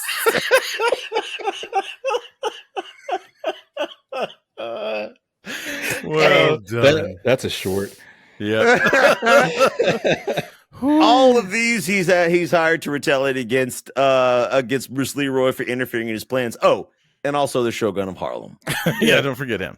But he don't want his money. He just wants him to get Leroy to the designated place at the designated time, and I will gladly designate his ass for dismemberment. And he's like all into it. He's like, and I'll designate his ass. He's like, I do not think that means what you think it means. Well, he must practice the same thing that Leaf practices. Exactly. Yeah, he did. Ripping guys' asses. Ripping ass. You're right. Yeah. I told you guys, dude. What's wrong with y'all, man? But you guys notice, I think Rocco just has his hair like slicked back, but I think Eddie's wearing a toupee when he's paying all these people. Dude, yeah. He absolutely is. Funny. I mean, he's got this briefcase like full of money to give to Sho'nuff, and then he's like, I don't want your money, and he just like closes like, okay, yeah. He's just the sleazy of the sleazy, man. Like it's just great. I mean, he's got to have like a New Jersey used car lot somewhere. Oh, for sure. Yeah, absolutely, he does. Like, and also when he closes the briefcase, he closes on a rocky speed. Yeah, I know. And he won't let him move. Like this. There's the slapstick moment. Yeah, it's so funny. Ridiculous. But bro, y'all are absolutely right. Eddie Arcadian is one of the best 80s villains. I think he's probably one of the most underrated because he is. Oh, for sure. He is obviously, and we haven't talked about it yet, but his motivations and whatnot, and we touched on it a little bit, but I just want to reiterate, he has little man syndrome, right? Like he is the quintessential pathetic nerd who never had any women, never had any bitches, never did anything, that was important with his life, got extremely popular with video games and arcade machines. How ahead of time is this particular movie, right? Yeah. And then, but those insecurities still persist. He still wants control of people. He still wants fame. He still wants all of the things that make someone that he always wants what he doesn't have. And it's kind of an 80s trope too, because like even our Dirty Dancing, there was the main fight, but then there's like the boss afterwards. Like there's like, there's a main fight, there's a boss after. It's a repeating occurrence in these 80s movies where it's like you have your fight that's the fight you want to see, but then nope, there's another fucking boss in this goddamn video game, and I'm out of lives. So That's exactly it. So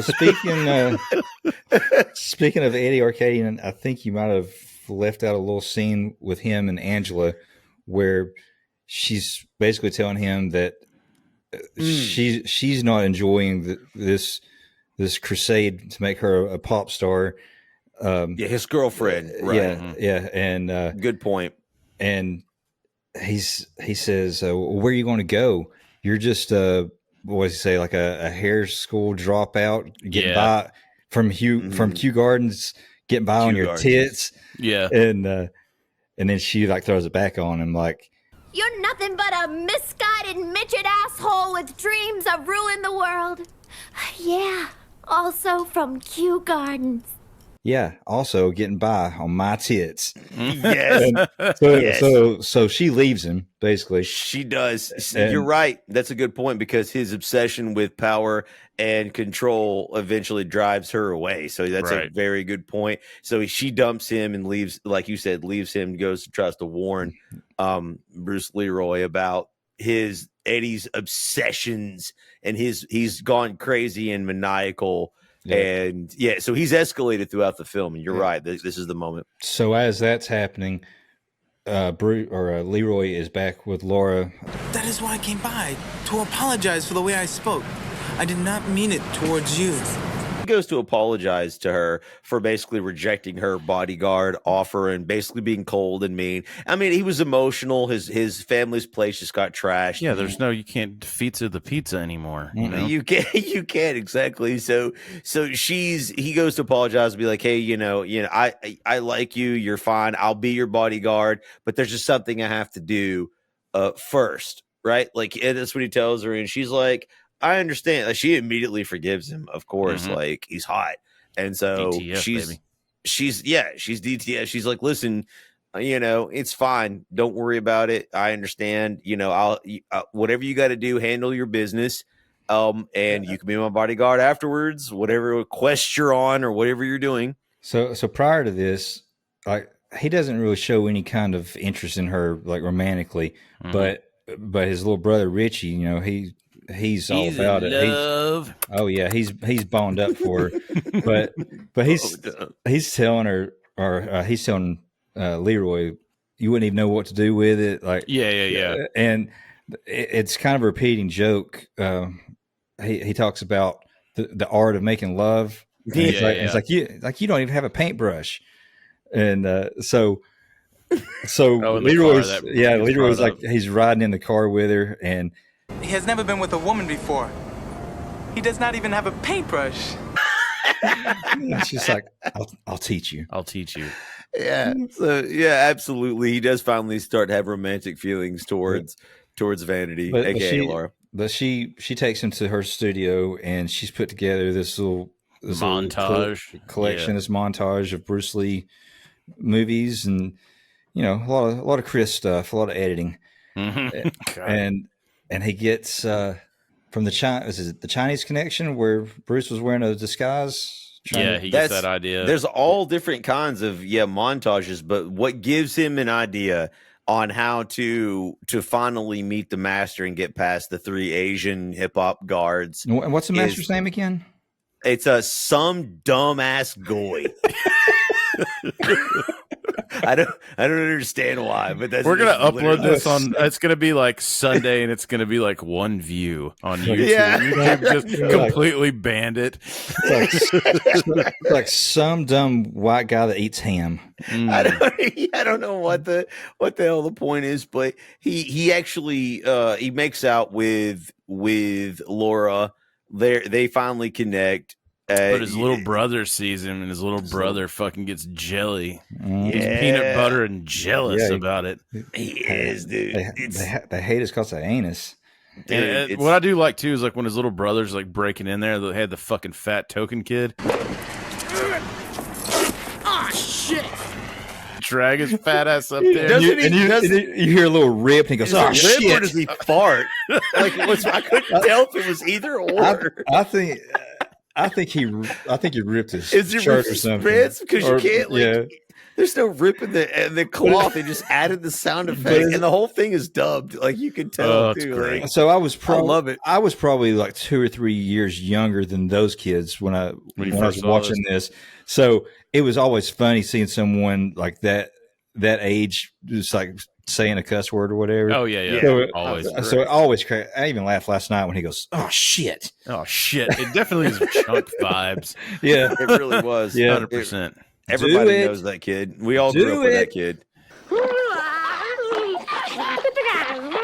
The kid was the Truffle Shuffle King. Mm-hmm. So watching the montage of the Bruce Lee films, and after making out with Laura, Bruce Leroy gets an idea. He figures out he's got to trick the 3 Asian guards to meet the master. So he goes on the final leg of the quest to try to meet the master and find out how to get the glow and what to do. And there's a long scene. I don't know what y'all have to say about it with the 3 Asian guys. He breaks in. They want to shoot craps. They want to fucking drink, smoke J's. Like they're trying to get all this ghetto shit. Hey, my man, what it look like? He's masquerading as a pizza delivery man. He's there with this pizza with bean sprouts on it. Yeah, of course that's what Asian people like. Right. Like, so he's speaking jive and all this like they were. He's shying. He's walking up. Yeah, hey man, what it is. Yeah, I don't have much to say about this scene other than like those 3 dudes fucking crack me up every time they're on screen. Right on. Right on.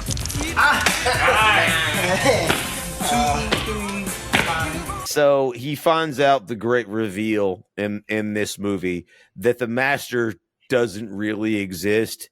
The 3 Asian guys made up the master to sell more fortune cookies. Yep. It's just a machine back there. Yep. It's just a machine printing out fortunes. There's no master. And what is the fortune that prints out?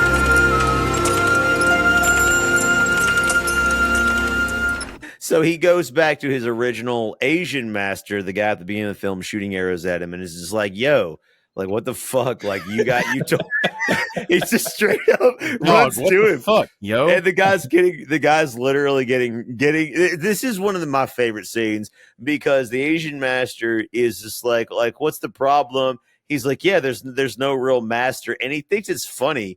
He was like, I sent you on this quest. He was like, and like, the Bruce Lee's medallion is actually just a belt buckle, which, by the way, Laura actually recognized it in the very beginning. She was like, it looks like a belt buckle. Yeah, and that's what it was. And so he was like, Tang's belt. I'm gonna sign your pity on the rummy kind.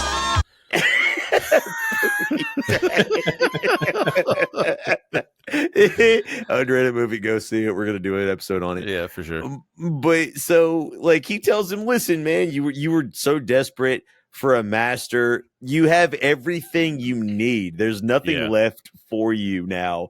There's only one place that you've not looked, and it is there, only there, that you will find the master. I believe he looked at him and he said, believe in the ball and throw yourself. He did say that. And my favorite part of this scene, he was just like, oh, like Bruce Leroy's like, well, he's like, why are you packing? Where are you going? You going on a quest for knowledge? And the Asian guy's like, no, I'm going to visit my mother in Miami. It's just, I love this part because this is a dig. This is an absolute dig on Asian culture and the mysticism. Yeah, right? Yeah. Like this, I love it because this is it really does go down to the core of what of Bruce Leroy and people that believe in a lot of the mysticism of Asian culture, and that there's a great master on a smoky mountain hill that's going to teach you gray beard and with a gray beard, and this kind of puts a bullet in all of that, and it says, listen, his name is Raj Al Ghul. True. One, dude. And so you realize that the master's telling him, listen, you've done the training, you've done the work, you're as far as you're going to go. All you have left is to believe in yourself. Like, the truth is, you will become the master when you're ready for it. Bruce Leroy is still not ready to hear it. Like even at this point, like we're getting late in the film now, and he's still not accepting the message. But he never does just come straight out and say that. He implies it, but he's still leaving it for him to find out. Yes, he's letting him go on his own hero's journey. Like you're 100% right. So while this is happening, not Cyndi Lauper shows up at the dojo to warn Leroy. Pee Wee's Playhouse.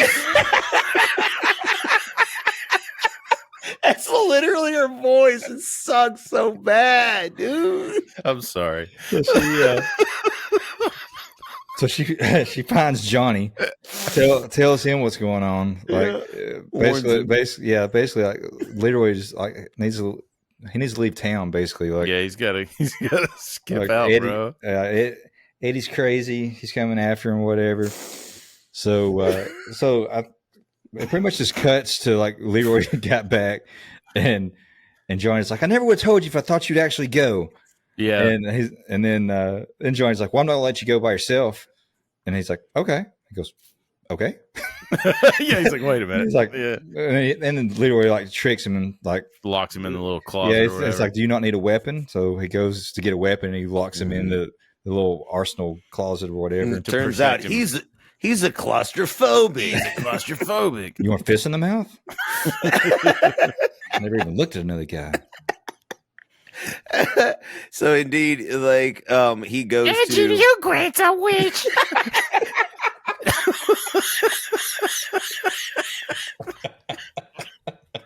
I can't stop. It's cuckoo at Pee Wee's Playhouse. As Shedwick said, they're preparing for the final battle. We find out that Eddie Arcadian has yet again abducted Laura and Bruce Leroy's little brother for the fourth time. I can't. That's thrice. That's 3 thus far, shooter. And he's holding them hostage in the studio. Oh, good for you. You can count. And you can count on me waiting for you in the fucking parking lot. Wait, I don't think the last part was in there. It's close enough. So finally, Bruce Leroy returns. It is a trap to the studio where Laura has been abducted and his little brother have been abducted by Eddie Arcadian, and a kung fu battle breaks out. One of the final battles in the film, and Fucking of course, dope ass battle too, man. It's insanely good. This is really cool. There's a lot of martial arts, kung fu fighting. Bruce Ernie Reyes Jr. breaks Johnny out, right? Yeah. And so Bruce Leroy's students all show up. Mm-hmm. They all show up to fight. The dude breaks out of the closet, whatever his name is. Again, I can't remember. Shadwick. Johnny breaks out, and he brings all the students to the battle. And so there's a big kung fu battle that breaks out. And as Chris said, Ernie Reyes Jr. basically just steals the show. Dude. How old is he? Like 8?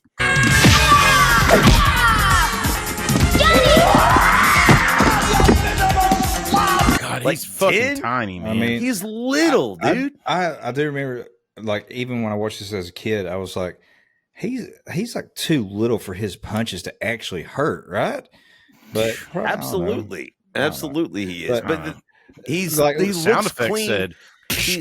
Yeah. So I mean, leading into this scene, like Leroy, he's like sneaking around like a hooded assassin. They got him on camera and shit. Yeah. So, and then like he's in the dark. He's like, carefully looking around, trying to find Laura. And then all of a sudden, like Eddie's face comes on the giant monitor, and he's like yelling at him. I forgot about that. Yeah, Leroy. Dude, it's just like every other freaking movie that we talk about. Why is there not a Last Dragon video game? This would be a badass beat 'em up. Like, God, it would be so good. God, it could still be done. I talked to Mr. Gordy after he watches this episode. I don't think he's going to want to have dinner with us anymore. No, dude. We'll be lucky to make it to the next episode. We'll be drowning in lube. So the kung fu battle breaks out. There's a gigantic, like, Bruce Leroy's fighting all of the thugs and the ass kickers, shit kickers, and Methodists that Eddie Arcadian had hired. Nitwits and halfwits. Mm-hmm. Yeah, and he's beating them, and so they get beat up. But Eddie escapes to a nearby warehouse with Laura, and of course, Bruce Leroy follows. And they are, of course, we reach the final battle with the Shogun of Harlem. Mm-hmm.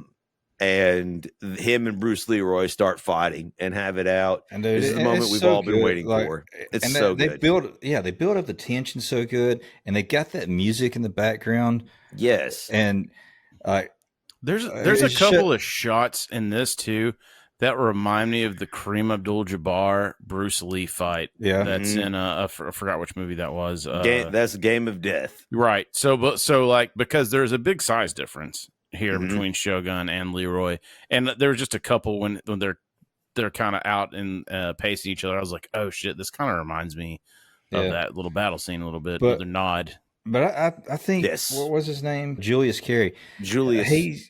I think he steals every scene that he's in. I agree. Like he does.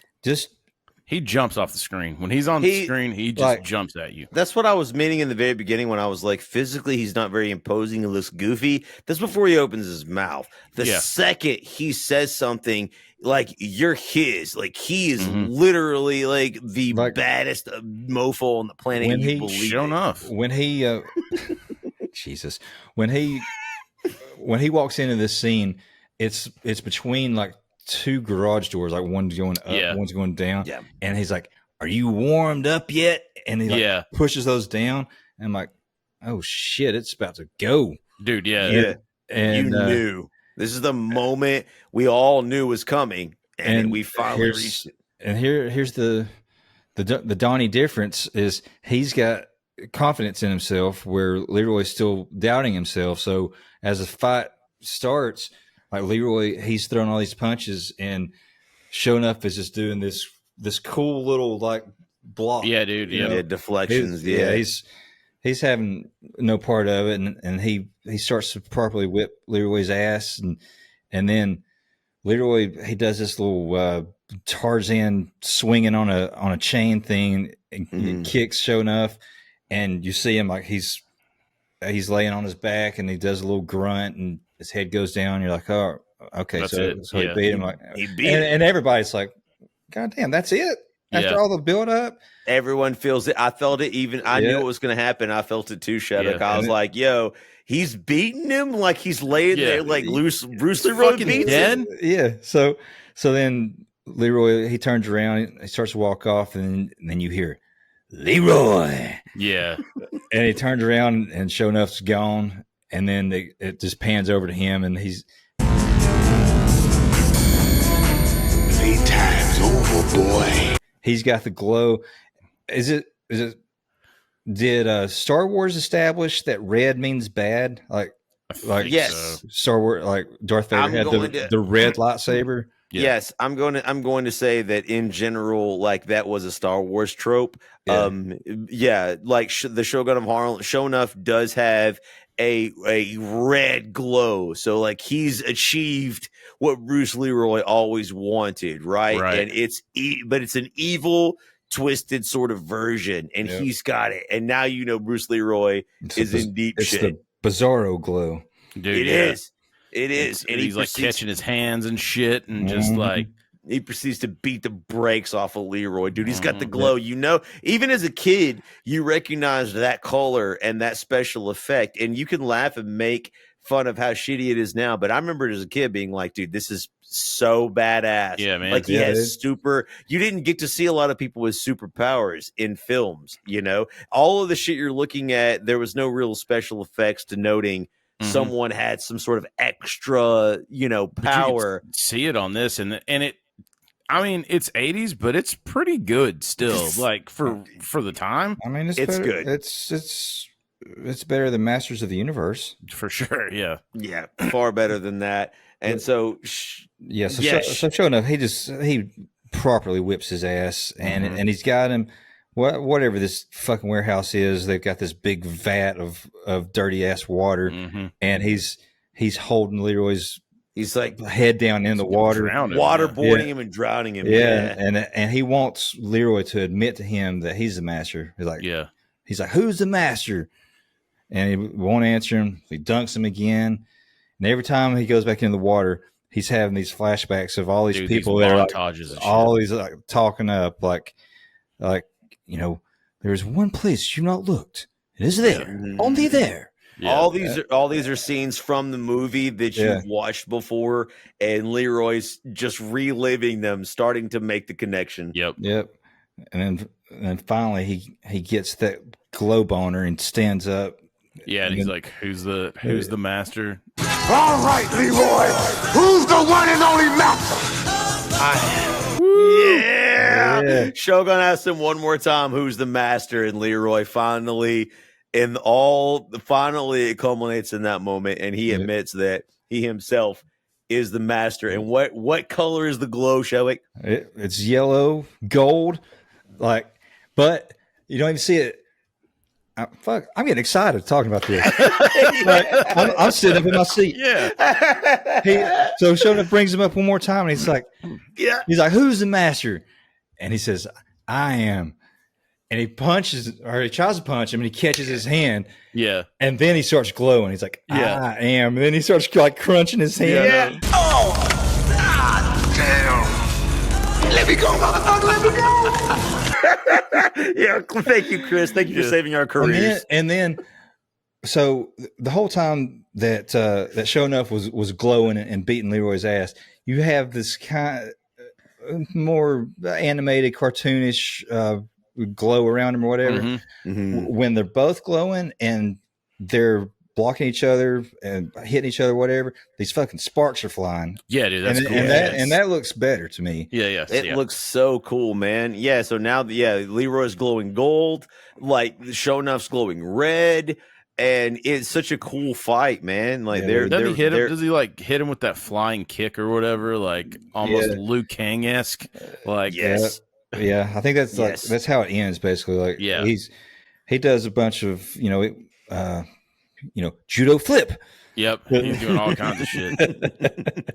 Judo but he chop. whips his ass, and then finally he does the flying side kick and knocks him into the water. Whoa! I think it knocks him out. He's floating there in the water, but he pulls him out, saves his life. Yeah, because he's drowned. He's unconscious, and you would assume he would drown. Yep. But Bruce Leroy makes an expression like, "I'm not going to let him die," right? Because he's still a good guy. Like the stoicism had finally left him, and he just whooped ass like he was always meant to. But he's still not the bad guy. So he pulls Sho'nuff out of the water, who is defeated and unconscious. Yeah, he's not the bad guy. Who's the bad guy? Eddie Arcadian. Eddie Arcadian is the true bad guy. Sho'nuff just wanted to be the supreme power, but Eddie Arcadian is the malicious guy. Eddie Arcadian is the one with no honor. Eddie Arcadian is the dude who's going to cheat to win because all he cares about without honor. Yeah, exactly. And also is the one with a 45. Which he says a hilarious line. He's like, "You see, a 45 will put an end to all this kung fu crap." And it's like one of the most realistic things ever, because the people that don't train martial arts are like, "Well, I'm just going to shoot you." It's like, fair enough. Like, what would you do if I had a gun? I'd be like, I would die. I would die. Yeah, that's what happens. Yes. But Berry Gordy had some different plans. So Eddie Arcadian points a gun at our hero and pulls the trigger and shoots him in the head. For all intents and purposes. It's got that that echo scream, dude.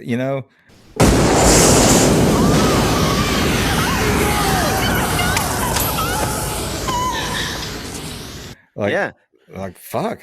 He's he's because done. Because the whole time, like, Eddie Arcadian is watching the fight between the Shogun of Harlem and Bruce Leroy, and he's got the girl, and he only intervenes afterwards. So, of course, when he shoots Bruce Leroy, Laura is screaming. His little brother is in the scene there too, and he's freaking out. He realizes Bruce Leroy has been shot, and he's laying there, assumedly dead. Eddie Arcadian walks up to check on him, basically his victim. But what he doesn't know is Bruce Leroy catches bullets with his teeth. With his teeth. Please. Bruce Leroy spits the bullet out and grabs Eddie Arcadian, basically hooks some chains around him, like captures him, hoists him in the air. And that's when the most unrealistic part of this film happens. The cops show up and they arrest the rich white guy instead of the black dude. I was with the film right up until then. I was like, nah. Yeah, even Eddie's like, oh, thank God you're here. Me and Mr. Nuff, we were just minding our own business, and this guy's Mr. Nuff. When he had the chain over there, I thought we were going to have a Twins repeat where they just like the first time I saw it, where it's just going to drop it down. But it's crazy. But yeah, man. So anyway, evil guy gets arrested. It'd be the little brother Richie was watching the chains come down. Yeah, like for 4 hours. Just crashing on him. Yeah, that's an excellent thing. 2 weeks later. Yeah, 2 weeks later. Leaf, take us home, man. The final scene, Leroy, of course, returns to Laura's studio. They're performing a show. Everyone, for some reason, is dressed in white because that's what you do at the end. Just like, what is it, Mortal Kombat? Everybody's dressed in white. This is the end of the film. He is actually, of course, Bruce Leroy shows up. He's earned the respect of everyone in his community. He's defeated the Shogun. He's defeated Eddie Arcadian, the bad people. Everybody recognizes Bruce Leroy, of course, is the master. He is the baddest.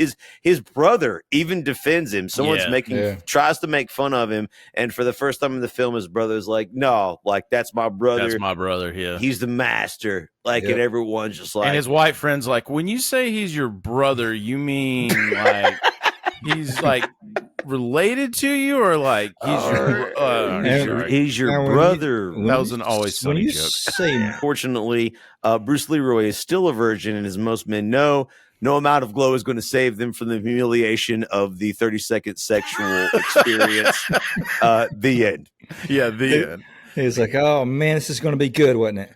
Yeah. And then it just has Bobby Boucher's mom come in. She's like, and you go on and have some fun becoming a man. Becoming a man, I think it's what it is. Becoming a man, yeah. All right, man. So in this movie, guys, if you had to pick a favorite character, Leaf, I'll let you go first. If you had to pick a favorite character in this movie, who would it be? I definitely got to go, without a shadow of a doubt, the Shogun of Harlem.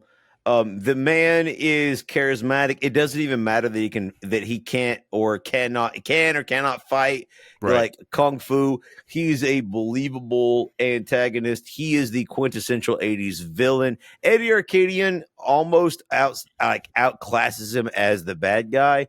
But when, as Chadwick mentioned before, he's 100% right. He steals every scene he's in. All eyes are on him, and he is the most prolific character from this movie. And when I went to Dragon Con, which if y'all don't know, sort of like a cosplay, anime, movie, video game convention, there was a guy. Comic-Con, but it's in Atlanta, basically. Yeah, it's Comic-Con, but in Atlanta. I got a picture of a guy dressed up like the Shogun of Harlem. He's wearing the football pads, nice. All of that stuff. Like, I got a photograph of him. I could send it to Chris and he could put it in. That guy, I saw him with thousands of people, hundreds of people, thousands of people in the con. I could actually see him further away. That's how much the Shogun of Harlem stands out, without a shadow of a doubt. And I hope I didn't steal Chadwick's answer. No, since you did, I'll pick another one. Well, mine is just going to be the same. That is my answer. Is the Shogun. Leaf already covered everything, but Chadwick, since this is one of your favorite movies, you go ahead. I'm gonna go with Chinese Chachi. Oh yeah, really? We didn't talk about him a lot, dude. It's a fun character. Why was he one of the standout? So he's another guy that had no acting experience. He stepped right into this, and the role is actually his life.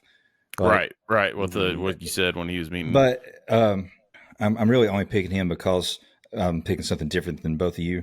But we all agree the Shogun of Harlem is a standout character. If you want to add to the Shogun, then fine. Yeah. But I like how he's loyal to Leroy. Like you can tell that they're good friends. He You know, he shows up when Leroy's getting his ass kicked by all the misfits. With a child. Yeah. which if we go back for a second, that fight with the child, with Ernie Reyes Jr., the fight has like this upbeat music in the background. Yeah. And then all of a sudden, like somebody hits Johnny or knocks him down or something, and the music stops, and you hear these like Asian gongs or something. Yeah. And Ernie Reyes Jr. gets that look on his face, like, "Oh, you done fucked up now." Yeah, no. Now you fucked up. Now you fucked up. You're fucked up now. You're fucked up now, man. So, guys, go out and see this. Actually, I think we all had to rent this movie because we don't condone piracy. Shadow could already bought it. But this, if you can find it, go rent it, go buy it. It's a great one. Again, like, subscribe, all those fun things, 5-star reviews on the audio formats. And guys, with that, let's go ahead and take it over to our Norm Macdonald clip of the week. Here we see the president and the first bitch.